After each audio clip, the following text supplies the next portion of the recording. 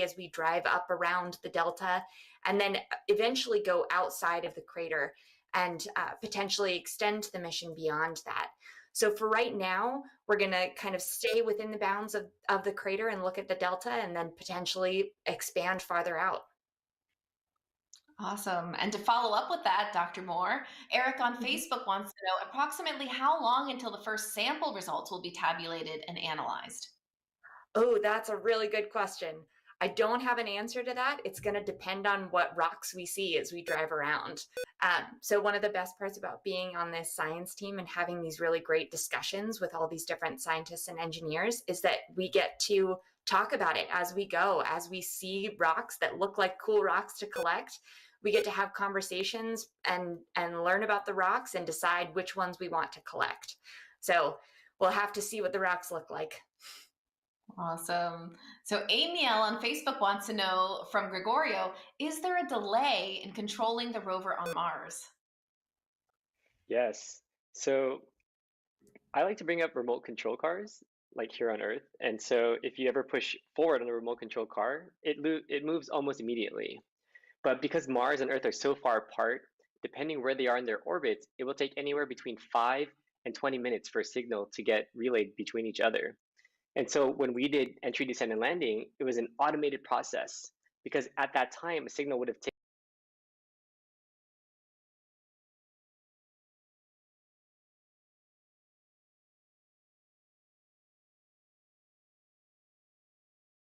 taken 11 minutes or so to be received between the two planets.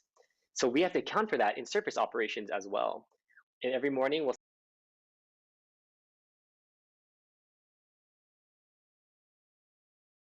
send out a set of instructions to the rover, to Perseverance, and Perseverance will execute those set of instructions. And before it finishes for the day, it will radio back what the information they got, and we'll use that to plan the next day while Perseverance is asleep. That's awesome. We have time for one last question. So let's ask from Nathan on YouTube. What data will we be listening to for sounds on Mars? And what data will we gather from that planet? I'm guessing Nathan wants to understand the microphone data and what we're listening for. So let's hear both of your perspective. Now, let's start with Dr. Kelsey. I was going to pass it over to Gregorio actually first. Oh, yeah, let's do it. Okay. What are we listening for? Right. Well, so maybe I'll talk about the camera the microphone that we have on the EDL system, and Kelsey can talk about the one that's on the rover. But as part of our EDL system, we equipped it with a microphone. And the idea was that it would be recording sounds during entry, descent, and landing. And so hopefully we'll be able to hear things like the engines firing or the parachute deploying. And so we don't really know, I mean, for certain, since we've never done this before, what we'll hear. But that's at least what we have the microphone for on the entry, descent, and landing system. All right. Sorry, Dr. Kelsey, we don't have time for your amazing answer. I know it's going to be great. Thank you so much. Those are great questions. Thank you to Gregorio and Kelsey for joining us. Thank you so much for having us. And thank you at home for joining. If you'd like to follow Perseverance and its journey to the Red Planet, please make sure to follow @NASA Persevere on Facebook and Twitter for the latest updates. And don't forget to bookmark mars.nasa.gov so you can see all of the photos and the sounds collected by the rover once operations begin. You can also follow every step of the rover's journey with the Explore with the Rover Toolkit. If you're an educator, it's not too late to join and bring your students along. Visit go.nasa.gov/Mars 2020 Toolkit to access the Mission to Mars Student Challenge. Until next time, see you soon.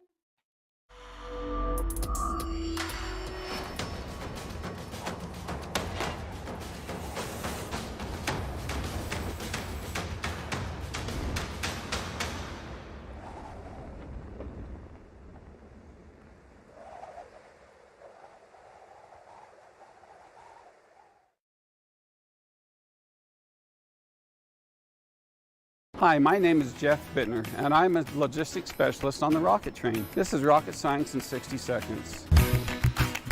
Northrop Grumman is the manufacturer of the rocket boosters for NASA's Super Heavy Lift rocket, the Space Launch System. And we transport the boosters the same way we have for 3 decades, rail. The 21-car rocket train uses 2 engines, each producing 6,000 horsepower, to travel through Utah, Wyoming, Nebraska, Kansas, Missouri, Oklahoma, Alabama, Georgia, and Florida. That's a stretch of 2,800 miles over 3 railroads to deliver the motors to Kennedy. These rail cars are built to carry the immense weight of the 180-ton segments. It takes an entire day to load 1 segment on 1 rail car. Each segment is enclosed in a clamshell-like covering to protect it during travel.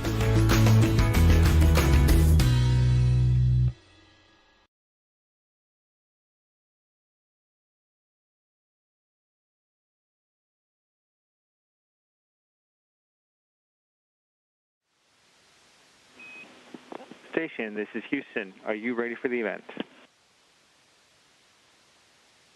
Houston, this is Station. We are ready for the event. Centers for Disease Control, this is Mission Control Houston. Please call station for a voice check. Station, this is Dr. Inger Damon with the CDC. How do you hear me? Inger, this is Kate. I've got you loud and clear. Hey, Kate, how are you? So, Kate and Shannon, it's great to meet you, and greetings from Earth. So I guess to start, to open this conversation a little bit about the 3 of us. And so Shannon, this is my first time meeting you, but Dr. Shannon Walker is a physicist who never lost sight of her life goal. After watching the Apollo 11 moon landing on television as a child, she started her professional career as a robotics flight controller for Johnson Space Center before being selected by NASA to be an astronaut in 2004. Dr. Kate Rubins spent a significant amount of her life in a spacesuit, whether in a BSL-4 lab suit, and now in space. Before becoming an astronaut in 2009, she was a scientist studying viral diseases and immunology, was a guest researcher here at CDC early in the 21st century, and I'm Inger Damon, Director of the Division of High Consequence Pathogens and Pathology at CDC, and it is so very 21st century to be chatting with you who are on the International Space Station. So welcome. So I guess the first question, Kate, since I know you the best, and you and I both worked in the BSL-4 labs here at CDC on aspects of the smallpox research agenda, a lot of people may not see the parallels between the work that happens at CDC and becoming an astronaut, but you made that transition from the lab bench to the space station. And can you tell us about the route that you took, which has certainly been a complex one, working in microbiology at CDC, starting your own lab at the Whitehead, joining NASA, and now here at the space station. Hey, Inger, thanks. First of all, I want to say welcome to the International Space Station. You're up here along with the CDC, and it's wonderful to have you join us. So, yeah, it doesn't seem at first like there's a lot of parallels between lab work and being an astronaut and being in space. But, you know, we could probably grab you from the CDC and fly you tomorrow. The work that you guys do is actually pretty similar to a lot of the training that we do. So we call them spacesuits, right, when we're working in the Biosafety Level 4 laboratory. And then we actually do wear spacesuits up here. They're pretty big. They're white. The ones up here have a little bit more mass. They're about 300 pounds, but there's a lot of parallels. So working on things that are high consequence, working in situations where you have to take care of yourself and your teammates. There's consequences to your action, and also working in an environment where lives depend on you. I think everybody at CDC is really, really, really familiar with that feeling that their work has lives dependent on them.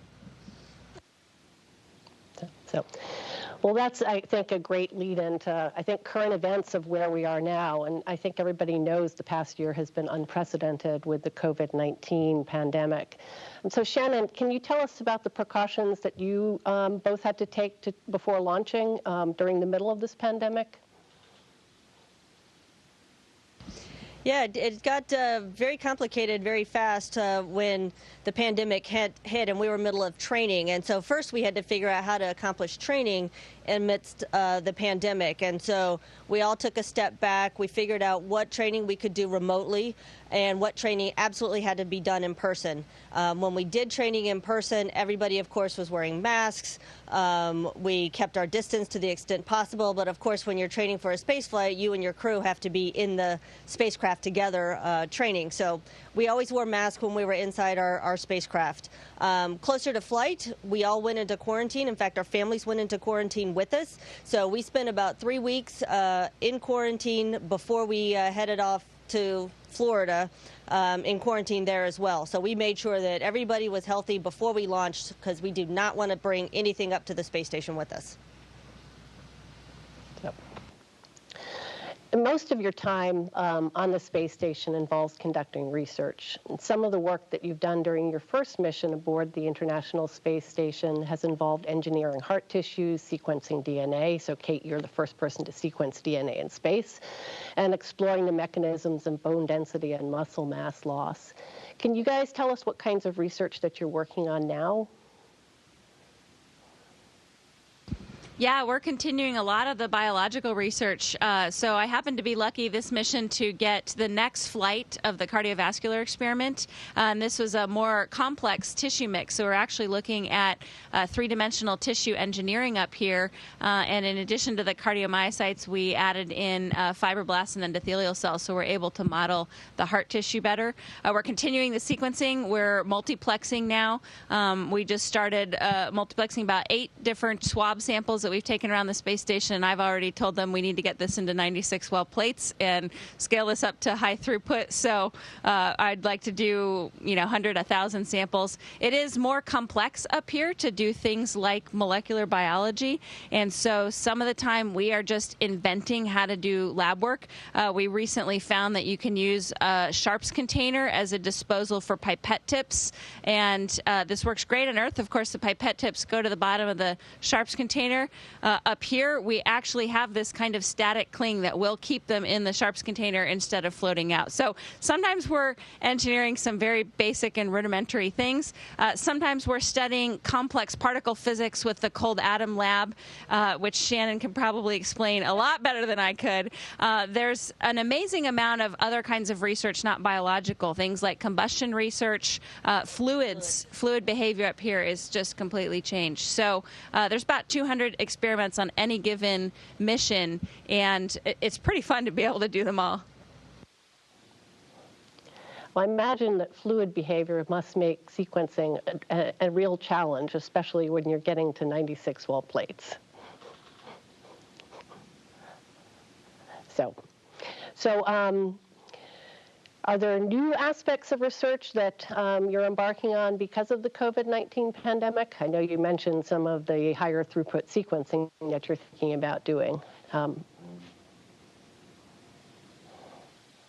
Yeah, so we're not specifically studying any pathogens of consequence up here above BSL-2. That's all that we're rated for. We have had some impacts because of COVID, for example, in our research teams on the ground. Like everybody else, they've had to move to mostly remote work, and then when they have to be in person, doing masks and distancing. And so there were some delays for a while, but it's actually been incredible to watch the teams at NASA still be on a launch schedule. So it wasn't just the Soyuz launch. They then launched Crew 1 was the first operational flight of the SpaceX vehicle, and we've had cargo vehicles come up with literally tons of supplies and experiments, and those are packed and manifested by ground teams that are having to figure out how to do all this. So there's been some impacts to research in terms of operations, but overall everybody's really done an incredible job of keeping this space station supplied and running.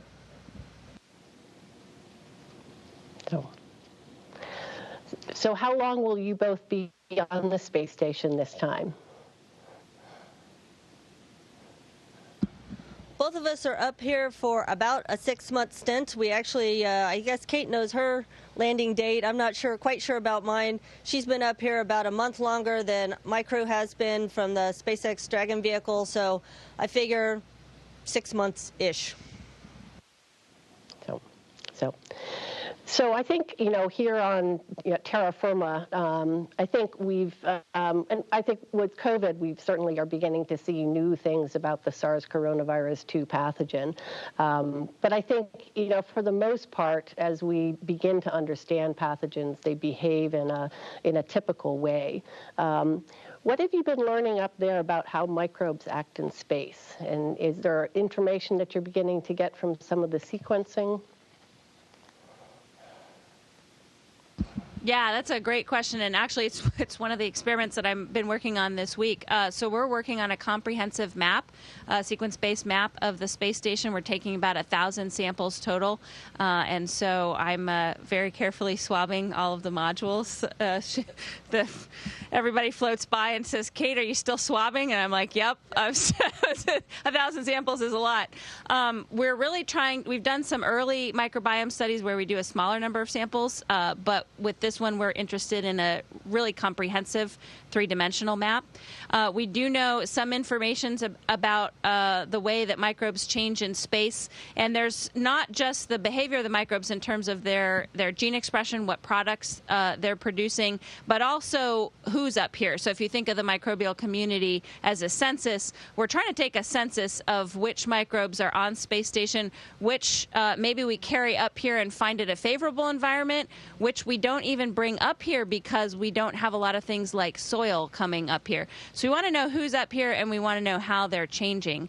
In terms of viruses, we actually have done very few studies. We do know that astronauts are a little bit immunosuppressed, and we can get things like VZV reactivations. This is a virus that causes chickenpox and shingles later in adults. We've seen that before in astronauts. But we don't have a lot of information about basic virology up here, and I think this would be pretty fascinating to study. Well, I'm sure there's a lot of folks at CDC who'd be interested in trying to go up and help out with some of that work. But so I guess to go back to bacteria, so my division at CDC works on a number of rare bacteria, one of which is called Elizabeth Kingia, and it's named after the CDC scientist who first identified it, whose name was Elizabeth King. Folks may be interested to know that one species of Elizabeth Kingia was first identified in space, actually, in the condensation water on the space station Mir, which Russia had in orbit from 1986 and 2001. Does it surprise you? I mean, again, you sort of alluded to this in thinking about the microbiome and what it looks like there and how it's influenced by who's on the space station, but does it surprise you that we might find the same or different bacteria in space? Yeah, I think it's incredibly interesting to see what it's like in a completely artificial environment. And so you can probably see a little bit in the background here. We're surrounded by 4 walls of pretty technological things. So we don't have, for example, houses that we're going to. We have no dirt that we're interacting with. We don't have anything that you would see in the natural world. And so this is a completely man-made artificial environment. And so it's pretty interesting to try to understand which pathogens would survive up here, which surfaces they would colonize, who would grow well. For the most part, we don't have a lot of pathogenic bacteria up here. We do culture-based methods for a long time, and we're really starting to get into the sequencing now. But it is interesting to understand how microbes might adapt to this new environmental niche in space. And I think a lot of the sequence-based technology will uncover things that we just haven't picked up. We've been here for 20 years on the International Space Station, but culture-based methods may not be picking up kinds of interesting things that we see up here. And so doing these comprehensive surveys is probably going to discover a lot of new things. If you have folks that need to isolate and grow up some cultures, we sure could use the help. So there's been now some promising research collaborations between CDC and NASA, and the technologies that you guys are working on are helping to enhance data on environmental hazards that we're beginning to accumulate. And there's real interest in the sampling of the interior of the living spaces for antimicrobial resistant organisms. What other sorts of collaborations between CDC and NASA do you think can benefit from both of our current work, other than culturing viruses in space? Yeah, so a lot of what CDC does is really a huge strength is the epidemiology work, and it'll interest you to know that we actually do quite a bit of that at NASA. And so we've got a very particular subset. We're looking at astronaut health, and we're looking at long-term effects of space travel. But I think that the expertise at CDC with the epidemiology aspect and this very kind of unique cohort could definitely benefit from a collaboration. And then I think also things like the wet lab work in terms of understanding how to process samples, how to identify samples, how we could increase the efficiency and the throughput on the International Space Station. I know at CDC you guys process thousands, hundreds of thousands, millions of samples, and so you understand how to do that kind of work, and we understand how to adapt that to the space environment. And then also computationally, so we're very interested here in trying to figure out eventually when we go to Mars, and then also for the lunar surface, how are we going to be identifying organisms? Does that database reside on Earth? Does that reside up here? Understanding the flow of information and how we can take a look at these things computationally, and that's also really a CDC area of expertise that is done very well. Yeah, and a big area of recent focus as well, just thinking about that computational work. So Shannon, you look like you have something to add. No, okay. So I guess I'm going to move on to some questions submitted from people across the agency, so our rapid fire questions. So the first one is, can you see the Milky Way from space? Absolutely, you can, and it is even more spectacular in space since you don't have an atmosphere to get in the way. The number of stars you can see is stunning. Oh, amazing. So, question to both of you. Who inspired each of you to go to space? Well, I think you already told my story. It was the early moon landing that inspired me. I'm not sure where I got the inspiration to go to space. I just always wanted to be an astronaut. My parents definitely encouraged that, and they let me go to space camp, but I did have to work for it. So I had to mow the lawn, and I earned $3 an hour. So I'm going to credit them with a lot of inspiration for hard work, and it's sometimes good when you have to put some skin in the game for your dreams. So, well, when growing up, I had to clean the bathrooms. So, and I think I got about $3 an hour. So the next question, what was the first thing that you ate in space? And Shannon, I understand that you like to cook. So have you experimented with cooking in space? Any success stories to share? Yeah, we do have some experimenting that goes on up here. I think at Thanksgiving, we didn't get our expected food supplies for Thanksgiving, so we had to improvise. But we did have some what is it, some cornbread dressing. We had a can of crab meat, and we had some sauce that I made, or that we had. So I sort of put together some deconstructed crab cakes for our Thanksgiving dinner. So that was fun. And then the other day, we actually got to harvest some of the plants that we're growing, and so we made some improvised salads that were pretty good. So what's the condition of how loud is it in the working environment aboard the space station? Yeah, acoustically, it's actually it's an incredibly loud environment. We have a lot of folks that monitor our hearing protection up here, and we actually evaluate each payload for what it's contributing to the acoustic spectrum. And I think it's about 50 decibels in our crew quarters, which is the quietest place on Space Station. It can get up to like 85 when somebody's running on the treadmill. We limit that noise protection. We do have hearing protection up here. But it's actually, I think that's a really interesting area of research, harsh because we're surrounded by pumps and fans. So we live in the middle of our life support equipment. So those kind of maintenance floors on all of your buildings, that's where we sleep and we eat and we do our work here. And so monitoring that acoustic level, understanding if it's a hazard to human health, it's a really big deal in space because we're in this environment for so long. So do you wear like the little earplugs like what we wore in the BSL-4 lab? We do wear those to sleep if we can, but then on the other hand, we also have to be able to hear any alarms if we get a caution or a warning alarm that goes off in the middle of the night that signals a space station problem. So you want to block the noise, but you also want to be able to hear the speakers and the caution and alarm. So if CDC's got any interesting technology for acoustic monitoring and or noise prevention in the background, we'll take that too. Okay.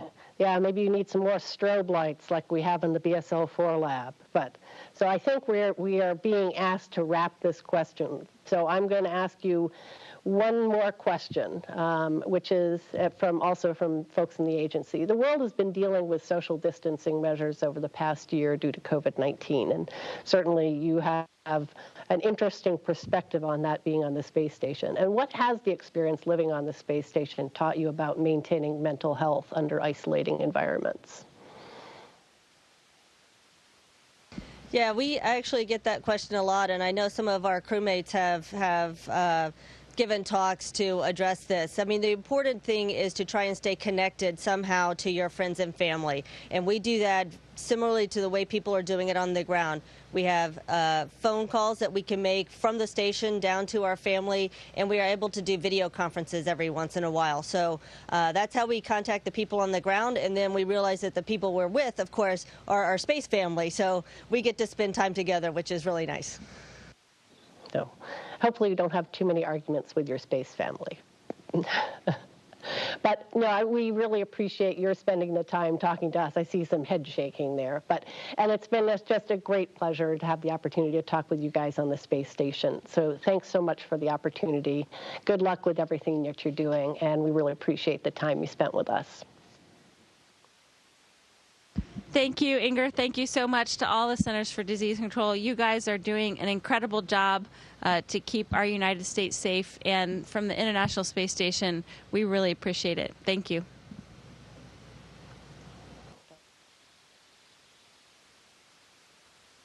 Station, this is Houston ACR. That concludes the event. Thank you. Thank you to all participants from the CDC.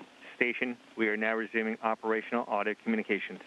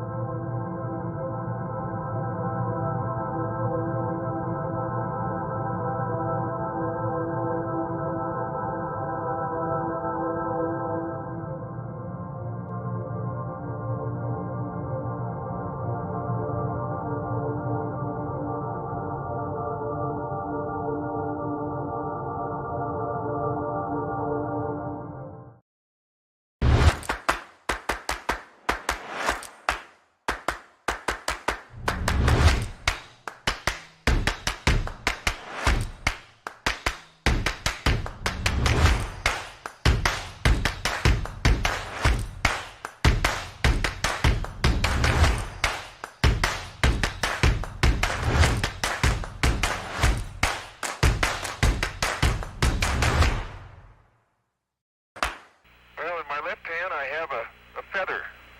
In my right hand, a hammer. And I guess one of the reasons we got here today was because of a gentleman named Galileo a long time ago who made a rather significant discovery about falling objects in gravity fields. And we thought that where would be a better place to confirm his findings than on the moon. And so we thought we'd try it here for you. The feather happens to be appropriately a falcon feather. NASA's Jet Propulsion Laboratory presents the Von Karman Lecture, a series of talks by scientists and engineers who are exploring our planet, our solar system, and all that lies beyond.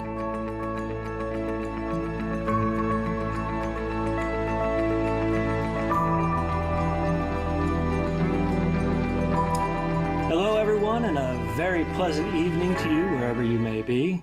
Welcome to another remote edition of our Von Karman series. I'm Brian White from JPL's Office of Communications and Education, and tonight we'll be discussing Venus, Earth's evil twin, or just misunderstood.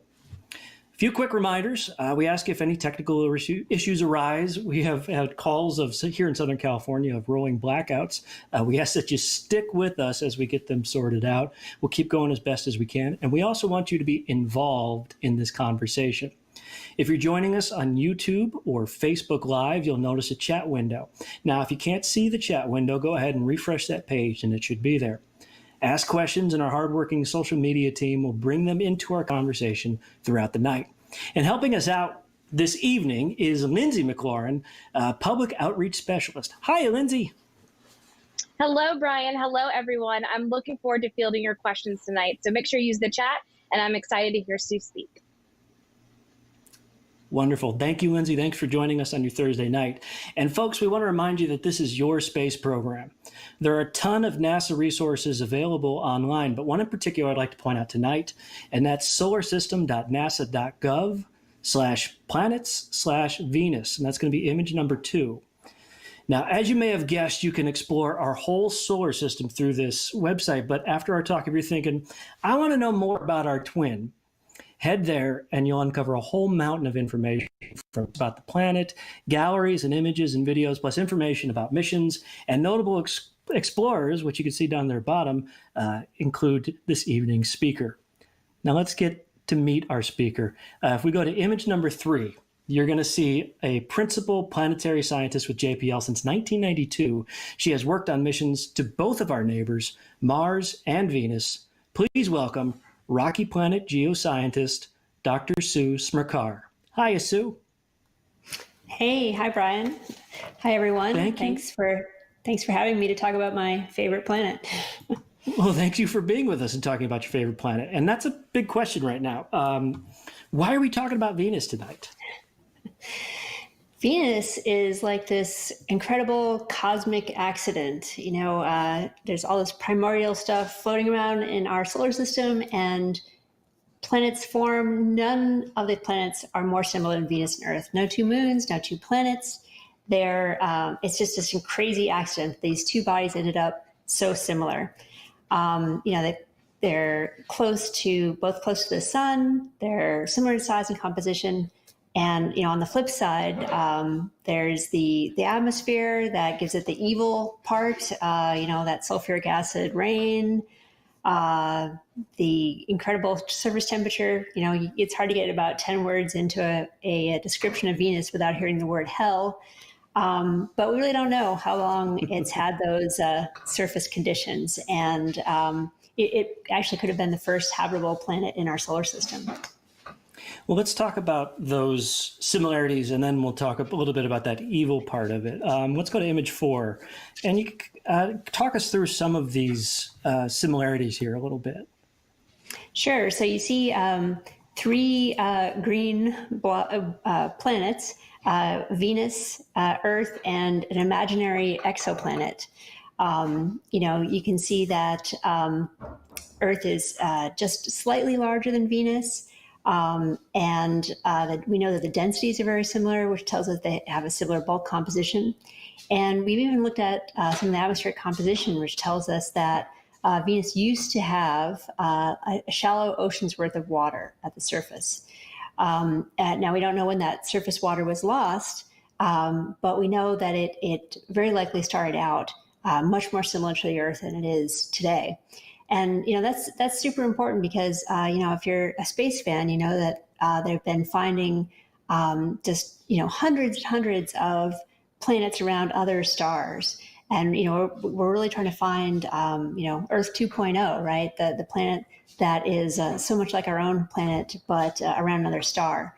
And so to begin to predict which of those more or less points of light that we or points of lack of light as they transit in front of stars, those exoplanets, which ones are likely to be like Earth?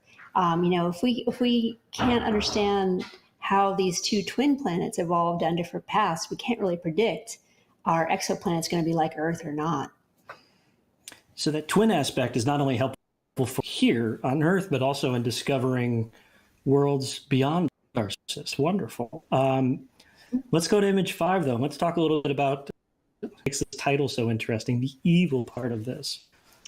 Right. So, the surface temperature is crazy hot. It's one more planet closer to the sun, and that would account for about 100 degrees Fahrenheit difference in the temperature.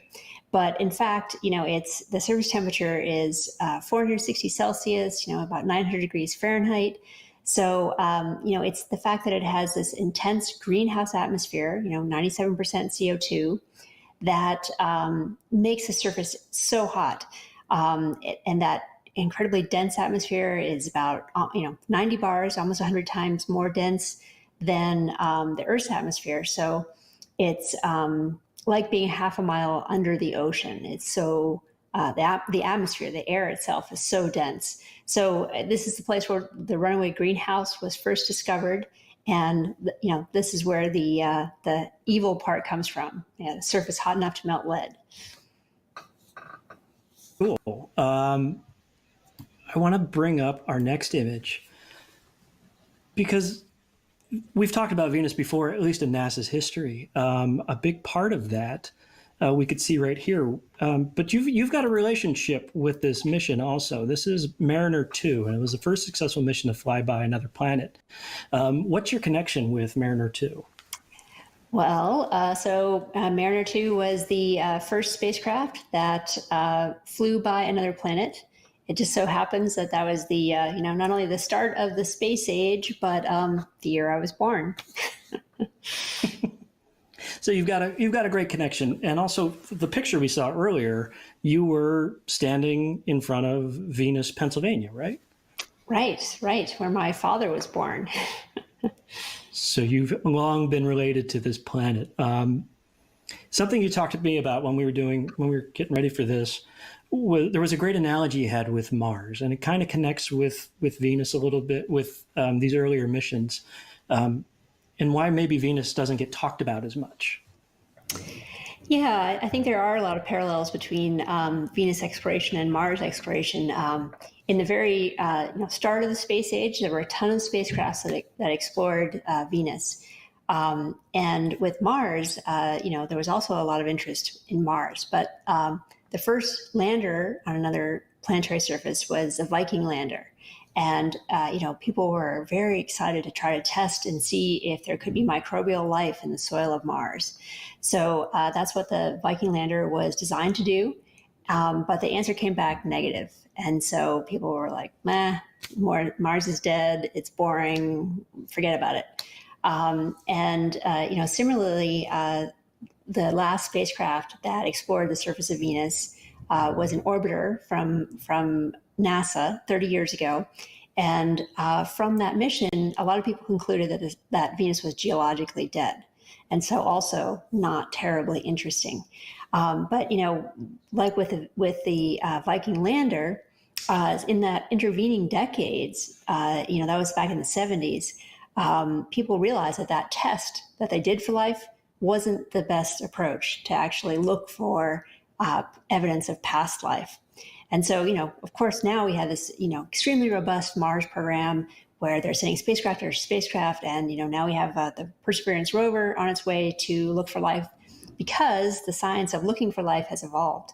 And similarly for Venus, what we've learned in the last 30 years has given us a completely different perspective on Venus. We no longer think it's geologically dead. We have good evidence to think it's active. And, we've learned a lot of other things about where volatiles come from, which is mostly from the interior rather than from comets. So we have a lot of reason to think there's still water in the inside and that it's geologically active. That's very cool. It's time to go back. It's time to go back. And I'm sure people already have questions about this. So we're going to bring Lindsay back in here and let's see what people are asking online. Absolutely. So Rohit on Twitter would like to know, how would a rover be powered on the surface of Venus? Oh, that's an excellent question. Yeah, it's very challenging because of those incredibly thick clouds and because of the super high surface temperature. So a lot of things that we would normally use just don't work. So people have really been investigating that and looking at things from, very, very low powered solar panels that would give kind of a trickle charge. And people even looked at, wind power, like flying, literally like flying a kite from the rover to try to generate power. And then there have been ideas to look at nuclear power as well, but there's really, that's very challenging at 900 degrees. So it's tough to operate for a long time on the surface, but it is being investigated and people are trying to move forward and come up with, really innovative ways to make things last for a long time on the surface. Very cool. What else we got, Lindsay? Yeah, absolutely. So Mark on Facebook asked, is the high pressure of the atmosphere due to the extreme temperatures, or is it because there's a lot of atmosphere pushing down on Venus? Yeah, so it's kind of both. The atmosphere is, it's not so much, thicker than our own atmosphere, but it's a lot more dense. And the more dense an atmosphere is, the hotter it's going to be at the surface. So, just like, we just had a Death Valley be 130 degrees. And one of the reasons is one of the hottest places, if not the hottest places on the surface of the planet, is because it's so low. So the higher pressure increases the temperature as well. So it's kind of a combination of those things.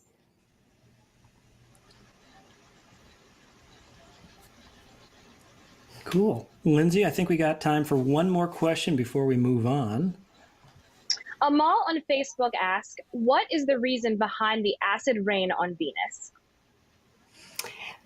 Well, the clouds on Venus are largely sulfuric acid. And, the sulfur in the atmosphere, we think comes from volcanoes. So that's one of the key components of the atmospheric composition. And at that pressure and temperature that you get on Venus, that's the one of the dominant parts of the cloud composition. There is some water as well. And, the temperature, the volcanic outgassing, everything is just right to create sulfuric acid rain. It does actually get to the surface, though, because the surface is so hot. It just kind of falls, but it evaporates before it hits the ground. Sorry. Well, no, that's interesting, and that's actually a good segue. Because if Venus is like Earth, what are these smaller similarities that you would want to study? And a lot of good questions. We're talking about rain doesn't, but what are these connections and things that we actually can look at and learn about? Yeah. So, the surface is, very interesting, of course. But it's only perhaps relatively recently that it's attained this super intense greenhouse, and it's superficial, right? Atmospheres can change, but the surface of the planet is where we really get to the incredible analogies with things going on the Earth. Like I said, it's similar bulk composition, similar size, and so that really means it has a similar engine, if you will, to drive activity on the planet and in the interior and in the atmosphere. So, on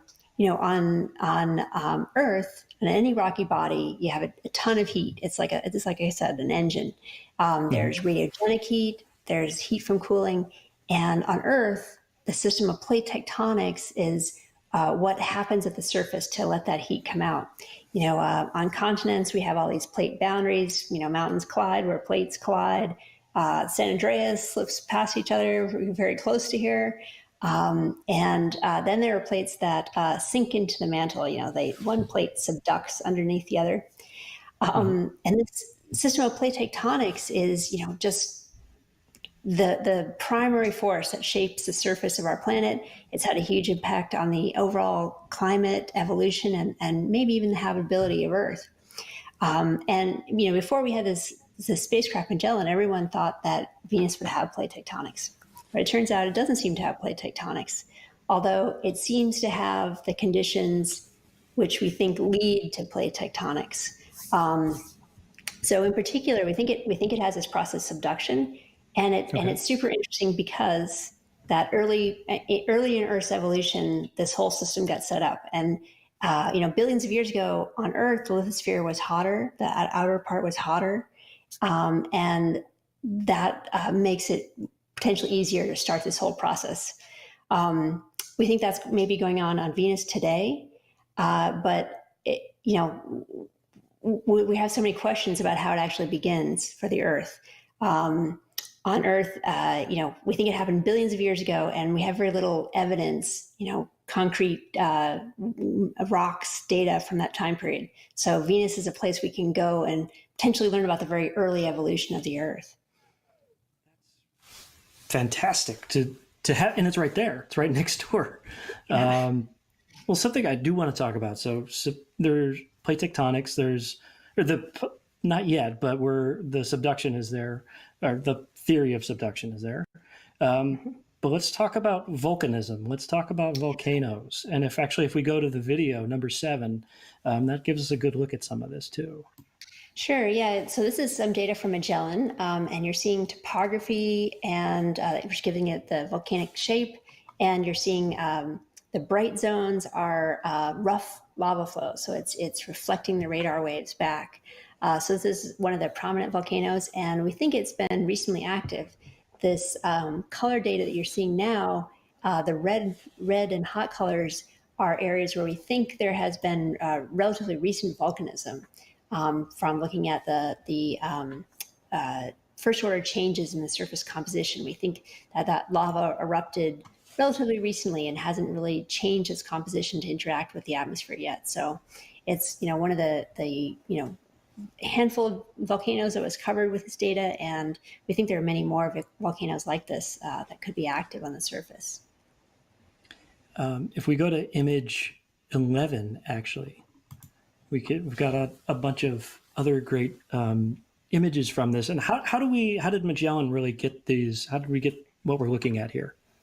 Yeah, so Venus has got this dense cloud layer. So we have to use radar to transmit those long wavelength signals to the surface. And those radar waves bounce back.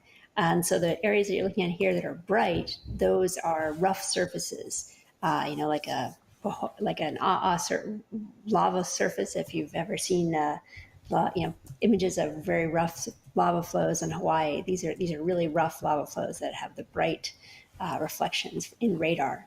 But there's just all kinds of crazy volcanic features all over the surface of Venus. Like this volcano on the right, it's like 9 kilometers tall, so like 5 miles tall. It's enormous. That's oof. I know there's going to be some good questions about the volcanism. There usually is from particular students out there. But I want to actually take another look at image 10, actually, and come back to subduction, which you were talking about before. But this is an artist image of it. Yeah, this is an artist image. It's based on actual data for Venus, but it is an artist image. And you can see that kind of a curved trough in the foreground, and with the volcano in the center. And we think this is how subduction actually starts, where you have hot material coming up in a plume from inside the planet, just like we have in Hawaii, which pushes the topography up, and it can break through that strong outer lithosphere. The volcanism that forms can push that broken lithosphere downward. So what you're seeing there is that the volcanism is creating this subduction, and it's just, the lithosphere is just starting to fold down into that trough, and the volcanoes are continuing to form new crust there. That's our interpretation, and it's depicted very dramatically here in this artist's conception. Very cool. It seems like we do have a volcano question that we'll bring in from online, and then we'll talk about a mission that's close to your heart. Lindsay, what do we got? So Lainey on Facebook is curious to know, can scientists or engineers learn anything from the Earth geologists who study volcanoes on ways to manage science through extreme heat? Well, we can certainly learn a lot about processes on Earth from, from both studying Venus and studying Earth. Now, in terms of the extreme temperature, sure, there are lots of engineering applications on the Earth for devices that have to work at very high temperature. We are trying to apply lessons that people are developing for very high temperature electronics, to perhaps operate sensors inside a nuclear reactor, for example, to take that kind of technology to the surface of the Earth, surface of Venus, rather. And also, people use devices that go down inside our planet. They did drill holes to look at how much heat's coming out of our planet, or to look for oil, or there are a lot of reasons that people drill into the Earth, and so those are also engineering approaches that we take from Earth to Venus. But also, we have learned a lot of different things about volcanic processes. For example, we want to know what's coming out of the volcanic gases, and people who are studying the atmosphere of Venus were actually the ones that discovered the ozone hole on the Earth, because they were looking for similar kinds of chemical processes in the atmosphere of the Earth. So, there are both scientific and engineering lessons that both planets have for each other. Very cool. I think there's one more volcano question, and then we'll talk about that mission. Cool. Yeah, Sue, folks are really excited about the volcanoes. So Callie on Facebook wants to know, how are there volcanoes without plate tectonics? Yeah, well, it's true that a lot of the volcanoes on the Earth are a result of plate tectonics, and in particular subduction, like the Ring of Fire that you hear about around the Pacific, where there's all those giant volcanoes that edge the Pacific Ocean. Well, most of those are actually a result of subduction. And that's where, so one plate is being pushed underneath the other, and when that downgoing plate melts, those volcanoes are created. And that's basically that process that we were looking at in that previous image. So, maybe at least a few of the volcanoes on Venus may be related to subduction. But in addition, there are other kinds of volcanoes, like Iceland, like Hawaii, and those are formed when there's hot material rising up from the core mantle boundary and creating volcanism at the surface. So even though a lot of volcanoes on Earth are related to plate tectonics, we do have, even on Earth, we have volcanoes that are not directly related to plate tectonics. And basically, you just have to have a mantle that's hot enough to melt, which could be the case for Venus, which can allow volcanism as well. Very cool. You've asked all these great questions and talking about all these wonderful things that we can study. I imagine there are some questions right now. Are we gonna go study Venus at any point? I certainly hope so. Yeah, there's a lot of different Venus missions are in competition to try to go back to Venus in the next to get launched, say, in the next 5 or 6 years. In the U.S., in Europe, and other countries, there are a lot of people, a lot of spacefaring nations are interested in going back to Venus suddenly. And the one that's closest to my heart is one that we've been working on for some time now, designed to answer some of the really fundamental questions about Venus, about what processes are active, what volcanoes are active, can we see active faulting on the surface, Is there still water inside the planet that's being released by a volcano? So lots of, fundamental questions we'd like to answer about Venus. And that mission is called, if we go to image number 12, you could take a good look at it right here. It's called Veritas, right? Truth. Yeah. It's a long acronym, but it's designed to study the surface using radar. We would get orders of magnitude better resolution topography and radar imaging than we've had in the past. And, we're trying to understand, how this big hot planet like Venus can operate if it doesn't have plate tectonics. Does it have some other system that we don't have the data to actually understand at this point?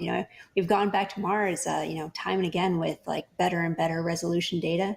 And every time we go back with better resolution, we see processes that we just didn't anticipate.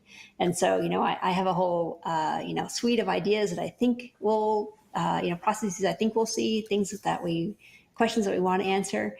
But when you get just incredibly better data, you're likely to just find things you never even imagined.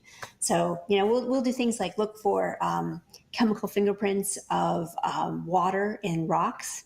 As I said, we don't know how long ago that ocean was, boiled off essentially, but we think we could have the ability to see with a spectrometer that sees through these clouds, the fingerprint of past water. So that's a really big question.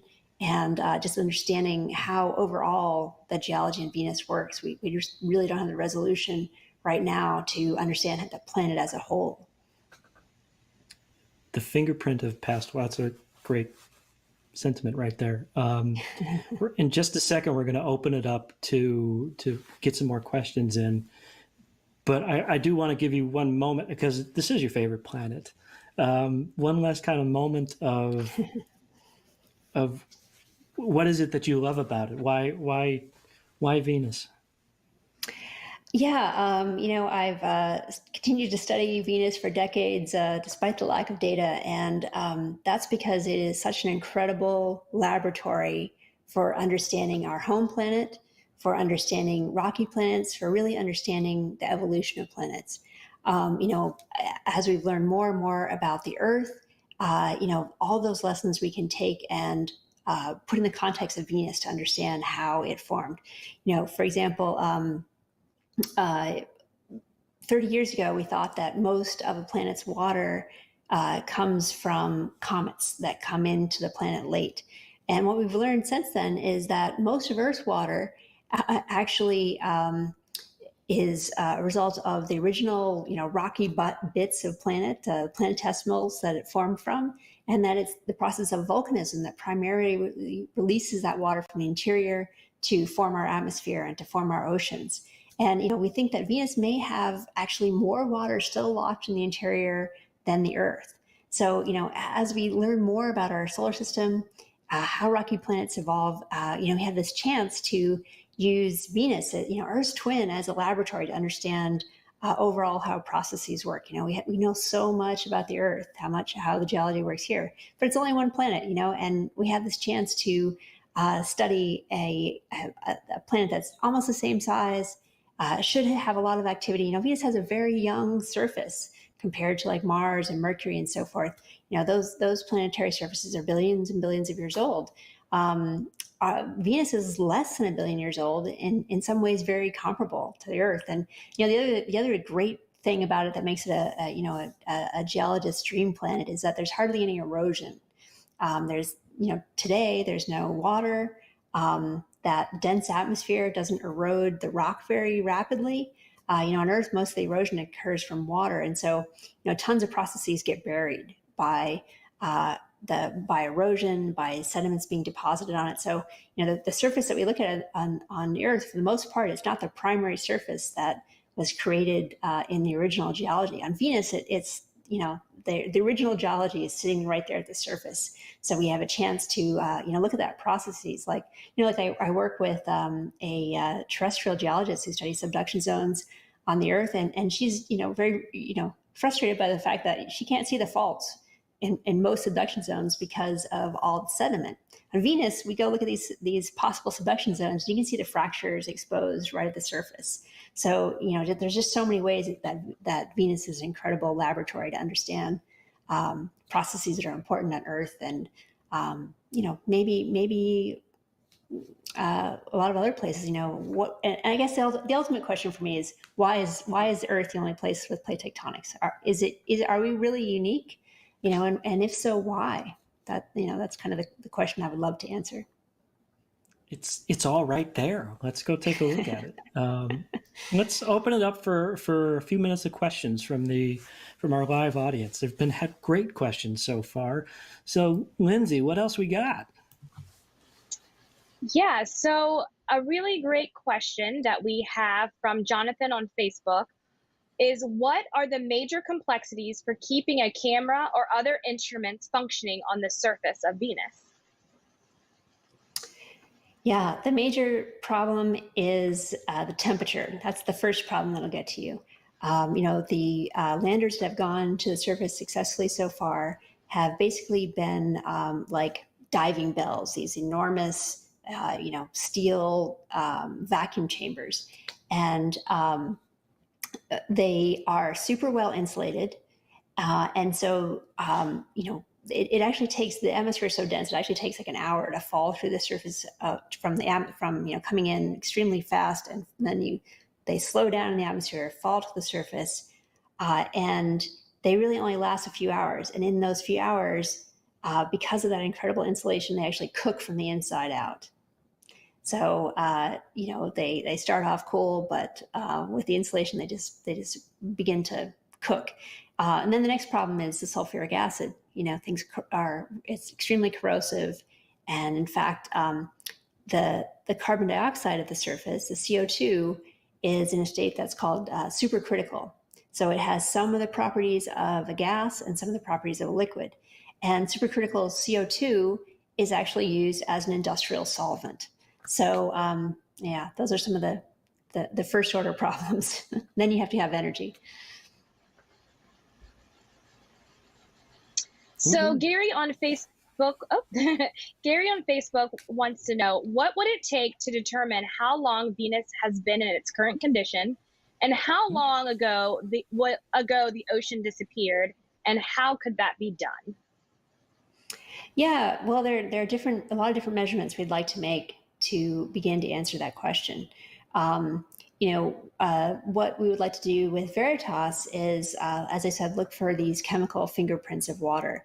There are these particular types of geologic features that we think are analogous to Earth's continents, which, basically continents, again, they're kind of enigmatic because they started to form billions of years ago. But most people think that they form when basalt, the primary crust that the planet forms, like the oceanic crust on the Earth, that melts in the presence of water and creates a new type of rock, the kind of granite rocks that we see in continents. So that's the kind of rock that we're looking for, to see if there's evidence of the basalt, the volcanic rock melting in the presence of water. And we can have, with the better data, we can have hope to have a pretty good idea of how old those rocks are. So we think we'll be able to discover more impacts craters in that type of terrain that is used to date the surface of rocky bodies. So that's the thing we're trying to do with Veritas. You can also study the composition of the atmosphere in greater detail. You can use isotopes to try to determine how water and other volatiles have formed over time. Those are kind of, divided into different time periods. And so some of those time periods can also help to pin down when that ocean might have been lost. So Jeb on Facebook asked, would a mission to study the upper atmosphere of Venus more closely be a priority in the future? And what would you hope to discover there? Yeah, well, there's actually a Japanese mission currently at Venus, and it is studying the atmosphere, including the upper atmosphere. And there was a European mission until about 5 or 6 years ago, and that mission was also studying the atmosphere of Venus, including the upper atmosphere. And one of the very interesting things that has come out of those two atmospheric oriented orbiters is the fact that oxygen is being lost from the atmosphere, the upper atmosphere, at a similar rate on Venus, Earth, and Mars, which is just crazy. No one would have predicted that. We think that until recently, we thought, okay, Earth has a magnetic field, and that helps shield our upper atmosphere from the solar wind. Because the solar wind comes in and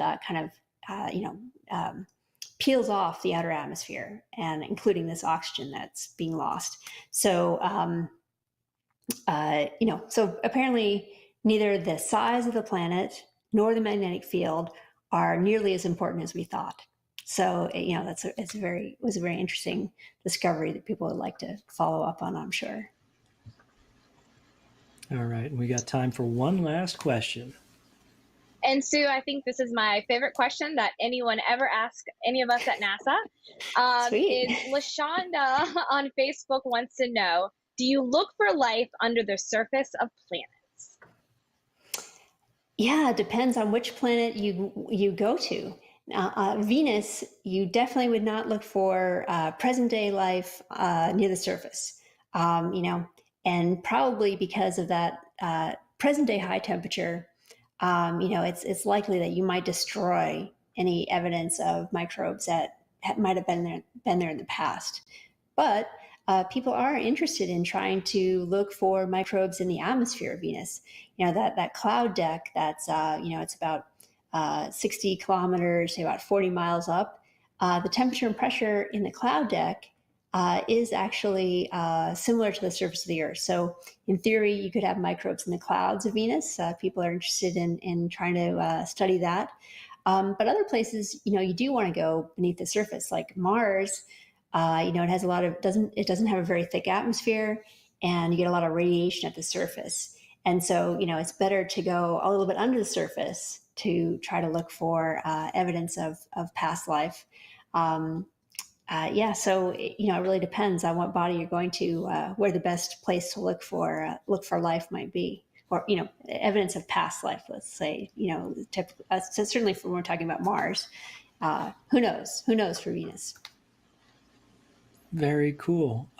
That's all the time we have for this evening. But before we go, another way you at home can keep exploring Venus is if you go to eyes.nasa.gov. And if we go to image number 14, you can kind of see a little bit of what they have, what they can show you on here. NASA Eyes will be a major part of next month's talk, Visualizing Space Exploration, AR, VR, and Emerging Tech.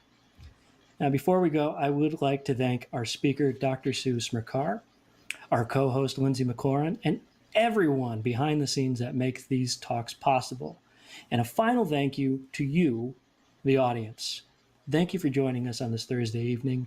Stay safe, stay kind, and we'll see you next month.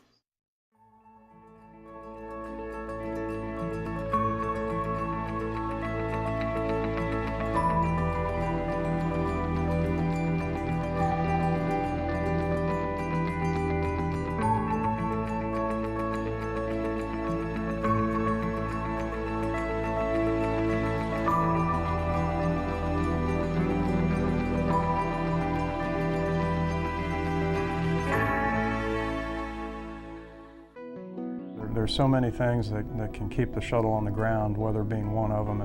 It's one of the more visible ones to the public, of course.